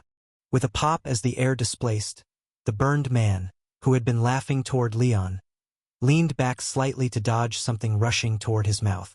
That peculiar object, shrouded in momentum, embedded itself into the wall with a thud, sending a large chunk of plaster bursting out in pieces. Asterisk, was that a lead pellet from a slingshot? Asterisk.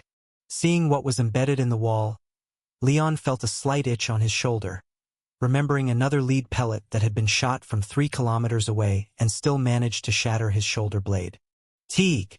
Stooping as she walked out from a small rainbow-painted door, the bald, slingshot-wielding woman said furiously, "If I hear you speak of Lord Nathan that way again, the next pellet will definitely aim for your temple." Hehe. As you wish. You! Never mind. Sit down first.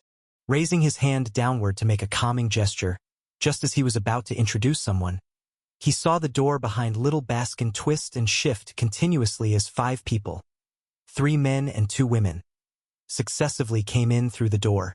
Turning to look at the arriving members, Leon couldn't help but mull things over and notice these rebel anomalous object holders were rather evenly distributed.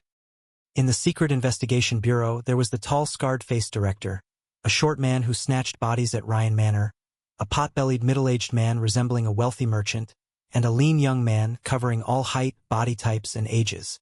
Then, there were the beast-like burned man, the bald woman with a slingshot, an old lady with orange peel-bumpy skin and gray hair, and a bewildered young girl, rounding out the spectrum of gender, age, and physique. There were 12 known rebel anomalous object holders, apart from these 8 tall, short, fat, and thin, male, female, young, and old people. The others known were the bandaged woman whose bandages he had taken, the heartbeat man caught and sent to headquarters, and the leader who could open doors anywhere. So, was there still one person missing? But strangely, just as Leon was looking at the main door to see who the 12th rebel might be, he heard the middle-aged man in the main seat clap his hands and announce, "Everyone, since we're all here, let's begin." Was everyone here already? Hearing the middle-aged man's words, Leon's brow slightly raised. Although from the perspective of personnel, I'd like to know what this last anomalous object holder looks like to facilitate the arrest by the Bureau later. But due to the lack of intelligence now, I worry that asking why is one person missing might result in how could you not notice such and such and thus prematurely expose my identity. So Leon simply turned around honestly and looked up at the middle-aged man in the main seat. However, "Little Baskin, can you answer a question for me?"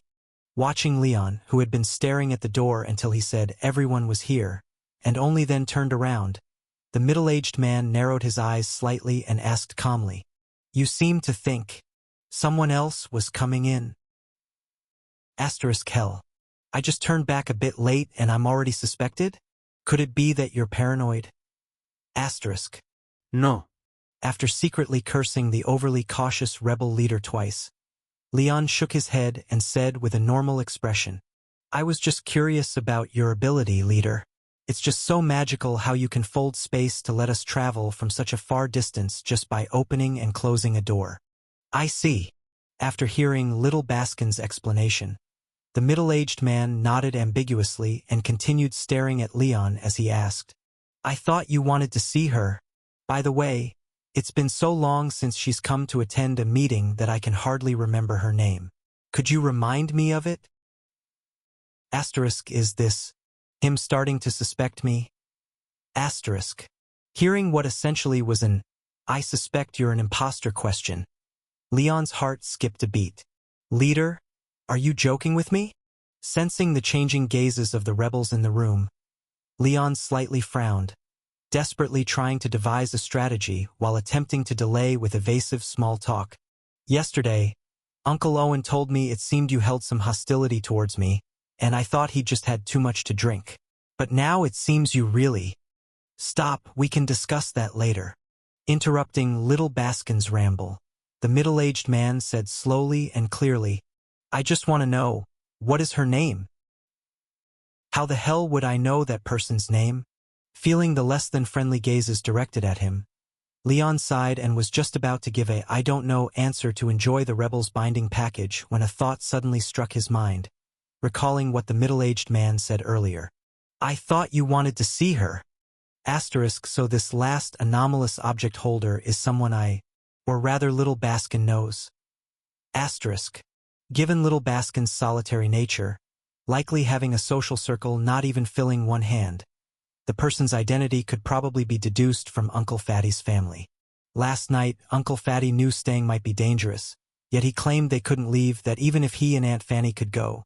But Nicole, holding an approach of always filling in the answer card regardless of whether the answer was correct or not, Leon looked up to meet the skeptical gaze of the middle-aged man, boldly making up, her name is Nicole. After hearing the answer Leon provided, although no one spoke up, the previously tense atmosphere noticeably relaxed. As for the middle-aged man who had already started to doubt Leon's identity, even though the suspicion in his eyes had not completely disappeared, his expression softened a bit as he smiled and said, Correct answer? Young Baskin, I hope you won't blame me for being overly cautious. After all, I am the leader and responsible for the safety of many people. And you were just an ordinary person yesterday, but after a little night breeze, you suddenly awakened an abnormal ability. This transformation is indeed a bit too quick, so just in case, the necessary tests can't be skipped. You are right. Knowing there was no way to argue with the middle-aged man on such matters, Leon nodded calmly and replied casually, then directly asked as if nothing had happened, Leader, as you just said, until yesterday, I was just a regular member and not familiar with everyone. Could you please introduce them to me? Of course. The middle-aged man nodded, then looked at the burn-scarred man beside Leon and said at a steady pace, Sitting next to you is Teague, whom you already know. Then there's Luke, Oliver, Phoebe, and Lucy. After simply reporting everyone's names and completing an introduction that couldn't have been more basic, the middle-aged man smiled and said, As for everyone's abilities and so on, explaining them one by one is indeed a bit troublesome, and since there's a very important matter to discuss later, let's skip it for now. You can find them later on your own to learn more. Later, go learn on my own. Most of these people didn't seem to be in the valley. They each had other hidden identities. Where am I supposed to learn? So after all this, the only thing I get is a bunch of possibly fake names? Asterisk with an expression of slight speechlessness. Leon watched as the middle-aged man shifted his focus, introducing him to the others. Asterisk. Ladies and gentlemen, this is young Baskin, originally responsible for resource procurement in the organization, but awakened his abnormal ability yesterday and thus joined us. By the way, young Baskin, what is your ability like? Mind sharing? So, I went through all this trouble to infiltrate, not only to gain no intelligence but also to be probed for information. Leon squinted slightly as he looked at the middle-aged man, who clearly had already begun to be wary of him, then nodded amid the curious gazes of the rebels and revealed, Of course I can. My ability is quite simple, really. As long as the conditions are met, I can make anyone bow to me. Make anyone bow to you?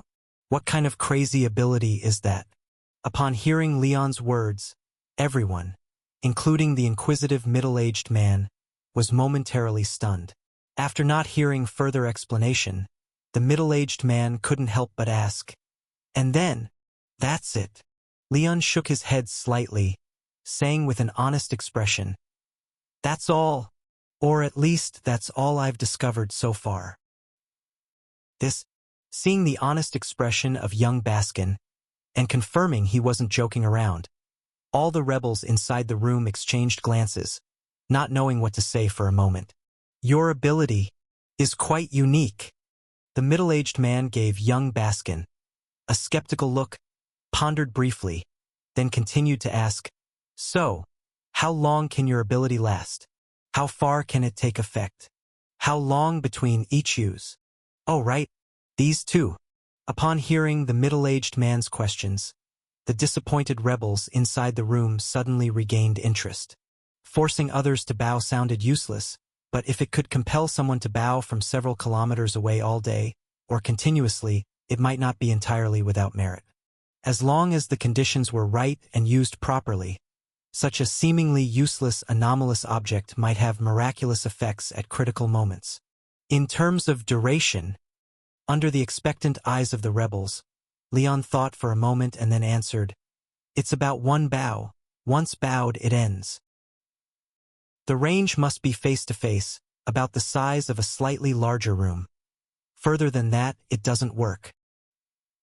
There aren't any intervals, but the ability requires persuading the other with words. If they don't let me finish speaking, they don't have to bow to me. Well, that's rather useless. Even though they had mentally prepared themselves, the rebels couldn't help but show extremely speechless expressions after hearing about this seemingly useless yet thoroughly futile ability. To be honest, young Baskin's lousy ability seemed less effective than a nail gun. Asterisk, not only did it have to be face-to-face, and its effect was just one bow. With that time, you might as well pull out a gun and shoot them outright, wouldn't it be faster? Asterisk. And what does it mean by persuading with words? That's literally what it means. After the middle-aged man, on behalf of the rebels inside the room, asked this question, Leon honestly BS'd. For instance, if I wanted to make everyone bow to me, I have to first find a way to convince you, make you sincerely agree with my viewpoint. Then you would enter the range of my ability and bow to me according to my demand. Ah, really? Are you serious? Hearing this utterly ridiculous condition for activation, even the burnt man beside Leon, who had always believed Leon was unusual, couldn't hold it in. Asterisk, seriously, bowing only face-to-face is already useless, but you have to persuade the other person first to get them to bow to you? Are you sure this can be called an abnormal ability? Asterisk. Are you bullshitting us? After rubbing her bald head, the straightforward bald woman stood up first, questioning with a face full of disbelief. The effect is weak enough as it is, but the restriction is so big. You have to persuade the other person first? You call this an abnormal ability?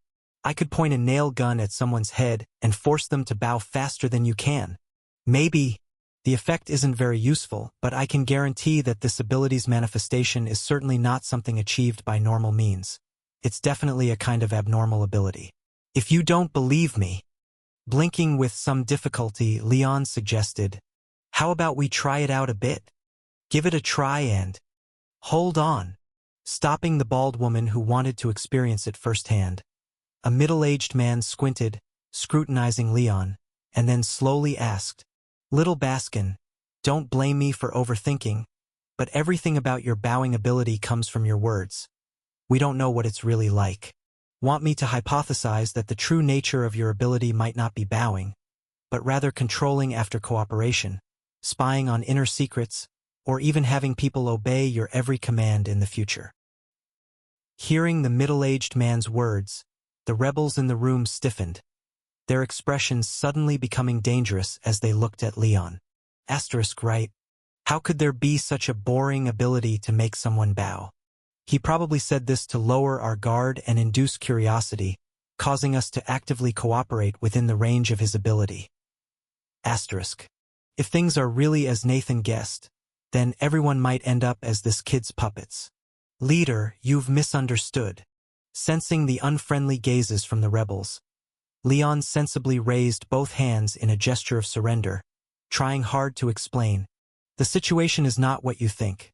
My ability really is just to make people bow, and as for the test just proposed, it doesn't require you to cooperate. Just listening to me speak a sentence is enough. If listening to my words would get you controlled, you've already heard so much from me. Wouldn't you have already been controlled by now? Fair enough. Hearing Little Baskin's defense, the rebels pondered privately and soon felt Leon had a point. The burnt man beside Leon impatiently stood up, waving his hand in a shooing gesture. Those willing to try, stay and listen. Those who aren't, plug your ears or roll out and wait outside. What's with all the fuss over such a simple thing? After blasting at the rebels, the burnt man sniffed and then turned to Leon. Come. Try it on me first. I want to see how one sentence can make me bow to you. All right. Hearing the burnt man's words, Leon didn't speak immediately. Instead, he looked around, seriously reminding everyone, a final reminder. My ability is triggered by language, so if you're worried about being controlled, please cover your ears tightly or, better yet, leave temporarily. Hearing little Baskin's reminder, the rebels fell into silence again, but none chose to leave, not even the middle-aged man in the main seat, who hesitated for a moment but remained. After all, if it were as simple as just hearing a sentence, little Baskin would have had countless opportunities to activate the anomalous object before stating the rules. Since everyone is ready, let's begin. Leon, noticing no one leaving or blocking their ears, nodded in satisfaction, raising 2 fingers. I believe 1 + 1 = 2. Those who agree, please stand and bow to me now. Swoosh, swoosh, swoosh, swoosh. The moment Leon finished speaking, a multitude of chairs scraping against the floor resounded simultaneously, and the rebels were horrified to find themselves genuinely losing control over their bodies. Everyone in the room stood up from their chairs simultaneously and gave a rather standard bow towards little Baskin, as 2 shorter individuals even bonked their heads on the table. Holy crap! It's real! Rubbing her forehead, which had turned red from bumping into the table, the bald woman exclaimed in surprise, I just thought for a moment that what you said was right, and I actually couldn't control my own body and bowed to you. Wow, you really weren't lying. There is such a useless, abnormal ability that as long as one agrees with you. Leader. Looking at the only one still seated, the middle-aged man not bowing to little Baskin, the bald woman asked in confusion, This isn't 1 + 1? Why didn't you? It's because I didn't use my ability on him. Just as the bald woman was questioning the leader's math skills, Leon interrupted her. Since Nathan is recognized as the leader by everyone, I felt it wasn't right to have him bow to me, so I deliberately didn't target him when activating my ability. Oh, I see. Confirming that little Baskin hadn't lied and had been truthful from the start, the bald woman's demeanor turned friendlier, even chuckling as she complained, Really? You should have said something. I thought the leader didn't even know how to add 1 + 1. Whether he knows 1 + 1, I don't know, but I now know exactly who he is. Giving the bald woman a warm smile, Leon glanced at the Prince of Traveling Thrush, where a golden light flowed, and then turned to look at the middle-aged man on the main seat, a smile involuntarily appearing on his lips. So it was you. Not using the ability on the leader was, of course, nonsense. As per the Prince of Traveling Thrush's ability, everyone with a status lower than my prince status should immediately stand and bow under the badge's compulsion. The only possible exception is someone with a status equal to my prince status, which means that unknown Prince Joshua, who somehow traveled from the future back to the present. Asterisk, I never expected the troublemaking leader of the rebels to be a prince of the kingdom. No matter how old he gets, he still deserves a good beating. Asterisk. After casting a meaningful glance at the middle-aged man, discovering the concealer on his cheeks and vaguely recognizing some facial features, Leon finally understood where the sense of familiarity when he first met him came from. Don't ask why. It's because he'd been slapped, and not just once. A classic old acquaintance. Everyone, flexing his right wrist, which suddenly felt itchy. Leon, having proved himself honest, sat back down with a smile. I remember there was supposed to be a very important meeting today. Can we continue now? Asterisk, right. We were supposed to have a meeting. Asterisk. Hearing Leon's reminder, the others, still pondering the bow, quickly snapped back, chiming in one after another. Yes, there's something important. Indeed, we should continue. Absolutely. It's been delayed long enough. Asterisk, why does it feel like things are a bit off? Asterisk. Looking at little Baskin at the end of the long table, hands crossed and eyes fixed on him meaningfully, The middle-aged man in the main seat felt a wave of discomfort, his chair becoming more uncomfortable by the second. Both the members echoing and the meeting prompt that was supposed to come from him seemed to hint at something, as if with that strange bow earlier, something supposedly tightly within his grasp had suddenly started flowing. That strange, intangible yet crucial something was steadily, yet unstoppably, seeping along the length of this old council table, draining away from him and flowing slowly towards the other end. Strange, why hadn't it started yet? The people in the room had already prepared for the meeting, but after waiting for a while, they didn't hear the leader who was supposed to host the meeting start speaking. They all cast strange looks over. Then everyone noticed that the leader, who had just been menacingly questioning Little Baskin, was now, for some reason, staring blankly at Little Baskin with a dazed expression. In his bloodshot and cloudy eyes, which had been up all night, there were signs of fear, doubt, panic, confusion, various weak and chaotic emotions, paired with his slightly graying temples, making him look unusually old. Yes, old. With this strange thought arising in their minds, the rebels in the room were unconsciously startled. The true age of their leader should not yet be 50. While his features were somewhat aged and his eyes often carried an inexplicable fatigue, he was still considered to be in his prime. Therefore, among these rebels in the room, although some were dissatisfied with his autocracy, some questioned his decisions, and some wanted to pull him down and take his place, none of them really thought he was already old. But now, leader, accompanied by a slightly rising intonation inquiry, the attention of the rebels was pulled from the head of the long table and fell on Little Baskin seated at the lowest position. This young man, not yet 20, although slightly slender, looked very upright. Even sitting on a low chair without a backrest, his spine remained straight without the slightest hunch.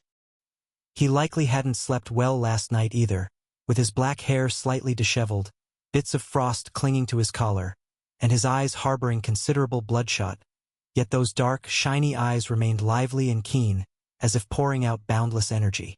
Especially when looking at the leader at the head of the table, those eyes emitted a focused gaze, faintly carrying a scorching heat that could capture a soul, like a young predator who had spotted an old weak antelope, baring its sharp claws and fangs at the prey with nowhere to escape.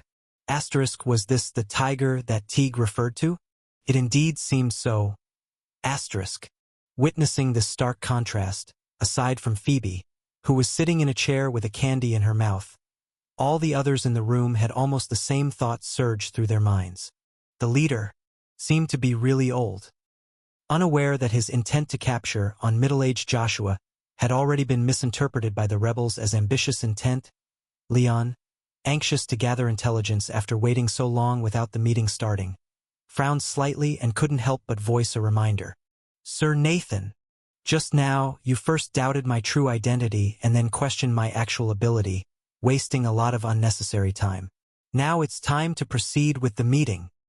Hearing the loud reminder from Little Baskin, the middle-aged man couldn't help but tremble slightly, finally struggling out of that strange sense of loss. However, facing the gazes from everyone, the topics he had prepared all night became abnormally stagnant, and he couldn't express them no matter what. I seemed to know what it was that just slipped away from me. Feeling this indescribable sense of domination, and seeing the gradually strange gazes of the rebels, the middle-aged man finally understood what he had lost after the 2 rounds of confrontation.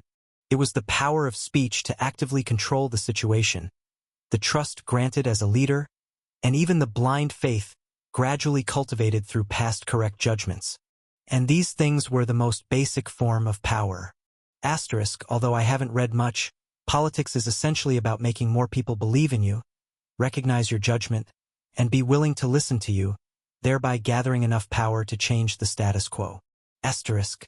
Recalling what Little Baskin mentioned last night, and comparing it to the scene before him, the middle-aged man couldn't help but feel a wave of powerlessness. Asterisk. So, did Little Baskin just show me those 2 flaws to make me make 2 wrong judgments in front of everyone, thereby shaking the credibility of my words, and then seize some of the power of speech? Asterisk. Asterisk, could it be that he had already begun to plot to seize the leader's position from my hands even before entering this meeting room? Or Perhaps even the questions from last night were a form of test for me. Asterisk. Carrying a belly full of doubts and a colossal sense of crisis, like sitting on pins and needles, the middle-aged man had no choice but to take a deep breath and, following Leon's instructions, started hosting the meeting. Today, we need to determine our next actions for the coming period, starting with Teague. Pulling out a few pre-marked maps from the materials he had prepared the night before and pushing them across the long table, the middle-aged man stared intently at little Baskin and said expressionlessly, "Your task remains the same as before. Continue leading people to set fires at Lowther Arcade and the surrounding affluent areas, but the intensity and scope must continually expand. Start fires in Lowther Arcade?" Hearing the words of middle-aged Joshua, Leon couldn't help but raise his brow slightly, recalling the task previously assigned by the red-haired director to investigate the arsonist haunting Lowther Arcade. Asterisk, so the director indeed pinpointed the right target. If I hadn't gone to Rose Manor to rescue someone earlier, I might have encountered an anomalous object holder among the rebels even sooner. Speaking of which, the rebels have been setting fires for so long without really starting a massive fire. Their purpose probably isn't just to attack the affluent areas, right? Asterisk. Great. This is a good job.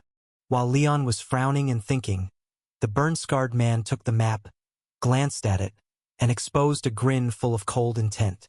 When I used to work in the smelting plant, I almost got scalded to death by the molten material that came tumbling down.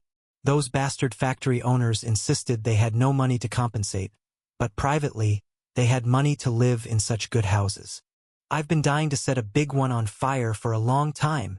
Watch the scale. After casting a glance at Leon, who hadn't objected, the middle-aged man turned to look at the burn-scarred man and reminded him with a frown, "Your goal isn't to injure more people, but to cause widespread arson-induced panic, forcing those rich folks to pressure the police department and try to redirect all of the capital city's patrol power there to facilitate other actions." Yeah. Isn't it just being a decoy? The burn-scarred man waved his hand impatiently. "I'm very familiar with this job. Definitely won't mess it up. Just tell me the next task already."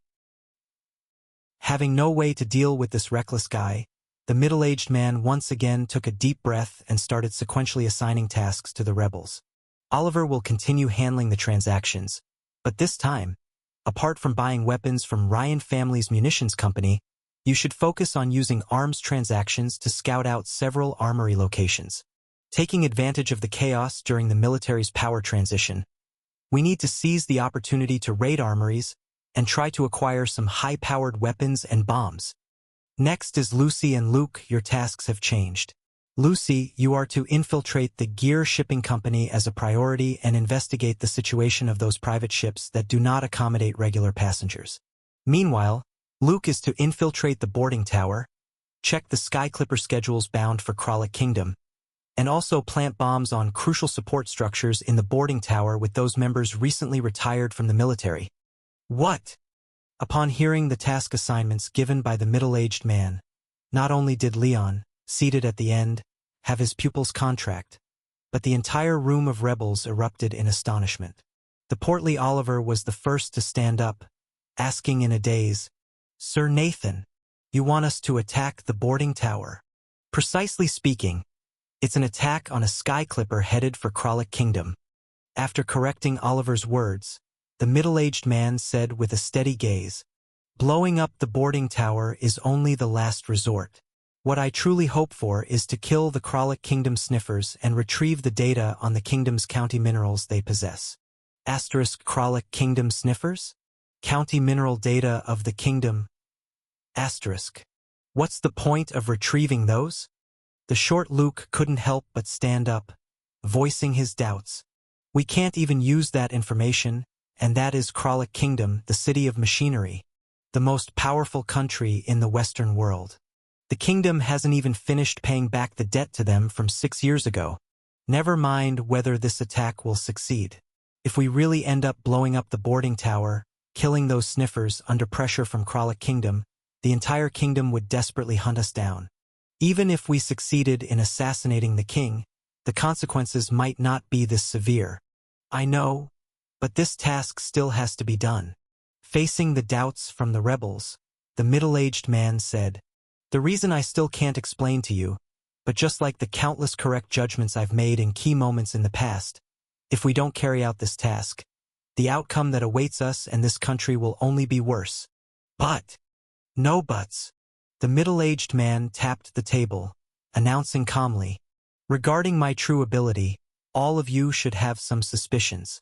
Now I can tell you directly that being able to shuttle between all the doors in the capital city is indeed only part of my ability. My true ability is, Little Baskin, what are you doing?" "Nothing." Getting up from his chair at the end of the long table, Leon walked to the door of the meeting room. Reaching out to touch the plaque on the door frame, he replied without looking back, "Go ahead and say what you want. I'm just touching something. Name. Beyond the gate. Gate. Space. Escape. Appearance. No physical form. Manifests as a strange door with an indefinite width and height, unknown thickness, and material and style not easily determined.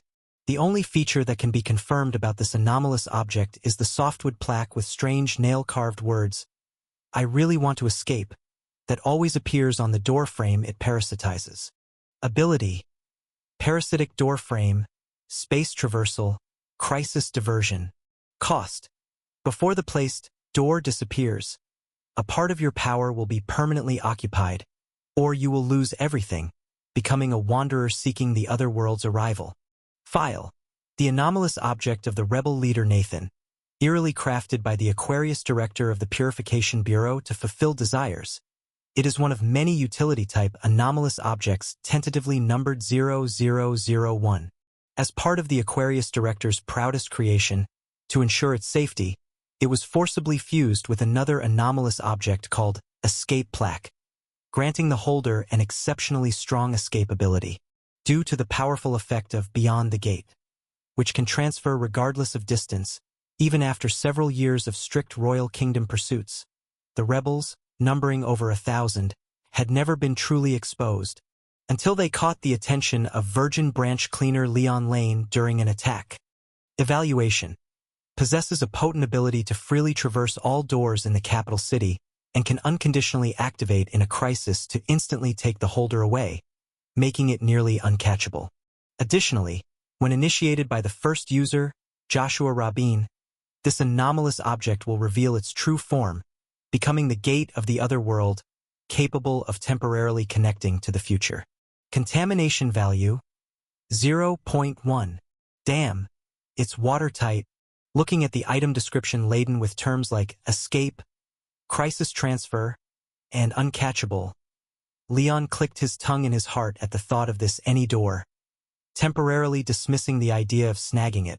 All he could say was that, whether it was his own director who wasn't drunk or that old silver coin of an Aquarius director, those who climbed high in the Purification Bureau seemed to handle things with heads and tails well protected, unwilling to leave even a needle-thin loophole for others.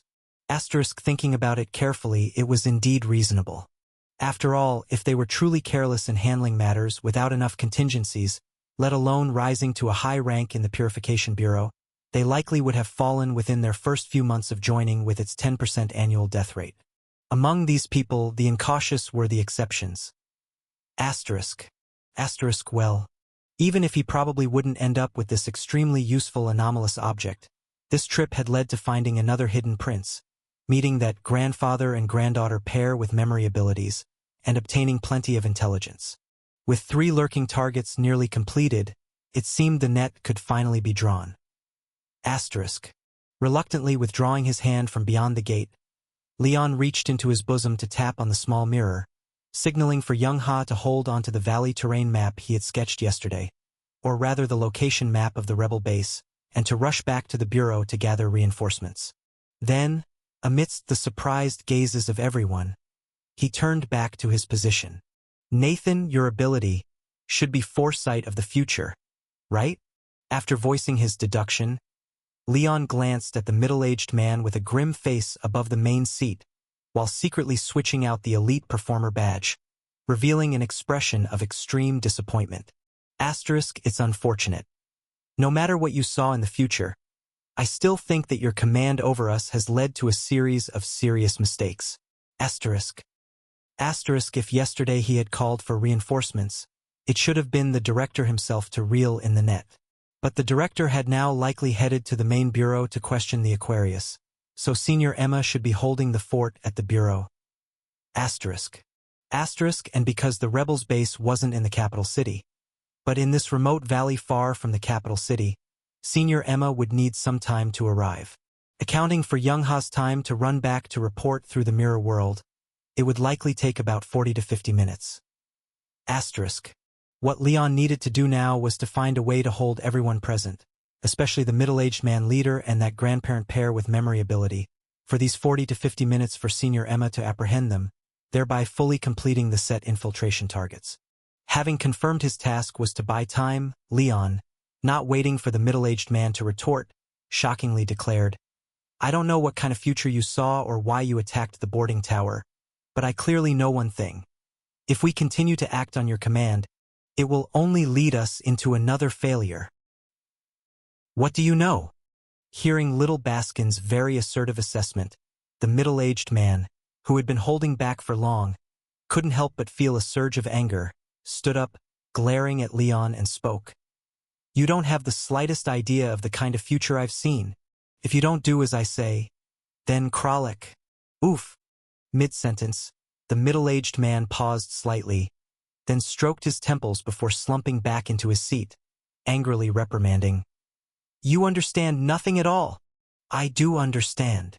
Catching the anger he successfully provoked and sneaking it back into the small mirror, Leon, having played his hand, observed the rather flustered middle-aged man, first eyeing the areas where his hair had turned significantly whiter, then calmly inquired, "Nathan, if I'm not mistaken, it seems you can't directly tell us about the future, or you'll rapidly age or even die. Am I correct?" "Correct." Affected by the black goat's violent anger aura, which temporarily lowered his intelligence by 30%, the middle-aged Joshua admitted the guess directly. At this moment, his heart was only set ablaze with rage, forcibly suppressing the urge to curse, and instead, with eyes full of malice, questioned, "Since you believe I can see the future, why do you still doubt my decisions?" "Simple, I'm not questioning the future you see, but questioning your judgment about the future, or to put it more bluntly, I'm questioning you as a person." In the bewilderment of the rebels, Little Baskin, who had just joined the core rebel team, actually stood up, gazing at the middle-aged man leader with utmost sincerity, and said, "Nathan, I'm sorry, but I don't think you have the talent of a leader. Even if you can see the future, you can't make the best judgment based on the information, and I'm pretty sure I'm not the only one who thinks so." After saying this, Leon looked around, slightly bowed, and said, "Everyone, I apologize. Those who think I'm right and believe Nathan doesn't have the talent to be a leader, please bow to me." Completely unprepared for Little Baskin's dispute with the leader to involve themselves, caught off guard, the rebels, under the influence of Prince of Lutung's power, stood up unanimously, performing a standard bow to Leon. The only two who didn't bow in the entire room were the sleeping little Phoebe, who had dozed off at some point on the table, and the bald woman as a staunch leader faction. But the more crucial point was, upon seeing everyone agree with Little Baskin's words that Nathan wasn't a competent leader, the bald woman, with a face full of shock, hesitated for a moment, then also due to internal turmoil, bent her waist. "You? Impossible. You're lying." Seeing one after another acknowledging Leon's statement and indeed bowing to him, the rebels couldn't help exhibiting intense eye-shaking, but quickly realized, glaring at Leon, saying, "The conditions for your power's activation are surely not convincing others. I have always been correct in the past. Even when movements didn't succeed, they ended without losses. I'm a superb, at least a competent leader. They shouldn't think this way." "All right then." Upon hearing this, Leon didn't argue but rather looked at him with slight pity, then nodded compliantly. "If thinking like that makes you feel a bit better, then let's say I lied to you." After being collectively betrayed before his face, surely even if he escaped from Senior Emma's hands later, he wouldn't think of taking others with him to flee, right? seeing the middle-aged man's self-confidence being severely battered, stymied by an unprecedented betrayal. And in case he still clung to any hope of taking others to escape, Leon decided to add more fuel to the fire. I can actually grasp why everyone thinks this way. In the bewildered expressions of the rebels, Leon sighed, directly voicing what they wanted to express. Nathan, you don't understand that we who willingly join the rebels don't want to succeed in every attack. Instead, we want to see a truly better future. Here, future doesn't mean the kind of future you see, but everything is truly changing. It's everyone's future, even the whole kingdom's future moving towards a better direction. But what have you given us? Pausing a bit here, Leon allowed everyone to align their thoughts with his, but without giving much time, immediately asserted, attack, attack, and more attacks. Attacking merchants, attacking officials, attacking nobles, attacking the royal family. You don't understand how to lead progress better. All you know is to initiate one meaningless destruction after another. In the years you've led the rebels, sorry, I tried not to use a derogatory term, but thought long and hard that rebels' best suits are absolutely meaningless actions over these years. A thorough questioning regarding the rationality of the rebels' existence turned the middle-aged Joshua's face blue, and the habitually incisive Leon, leveraging the effectiveness of the elite performer, dolefully jabbed further. After all these years of diligent assaults, are those greedy factory owners more charitable? Are the corrupt, lethargic officials more efficient? Have the arrogant nobles restrained themselves? Has the ineffectual royal family changed? If none of these happened, then what did you attack? Only capable of leading us to successful destruction everywhere, but failing in all other aspects. How do you dare to claim to be a competent leader? Nathan, do you understand now why people are reluctant to keep following you?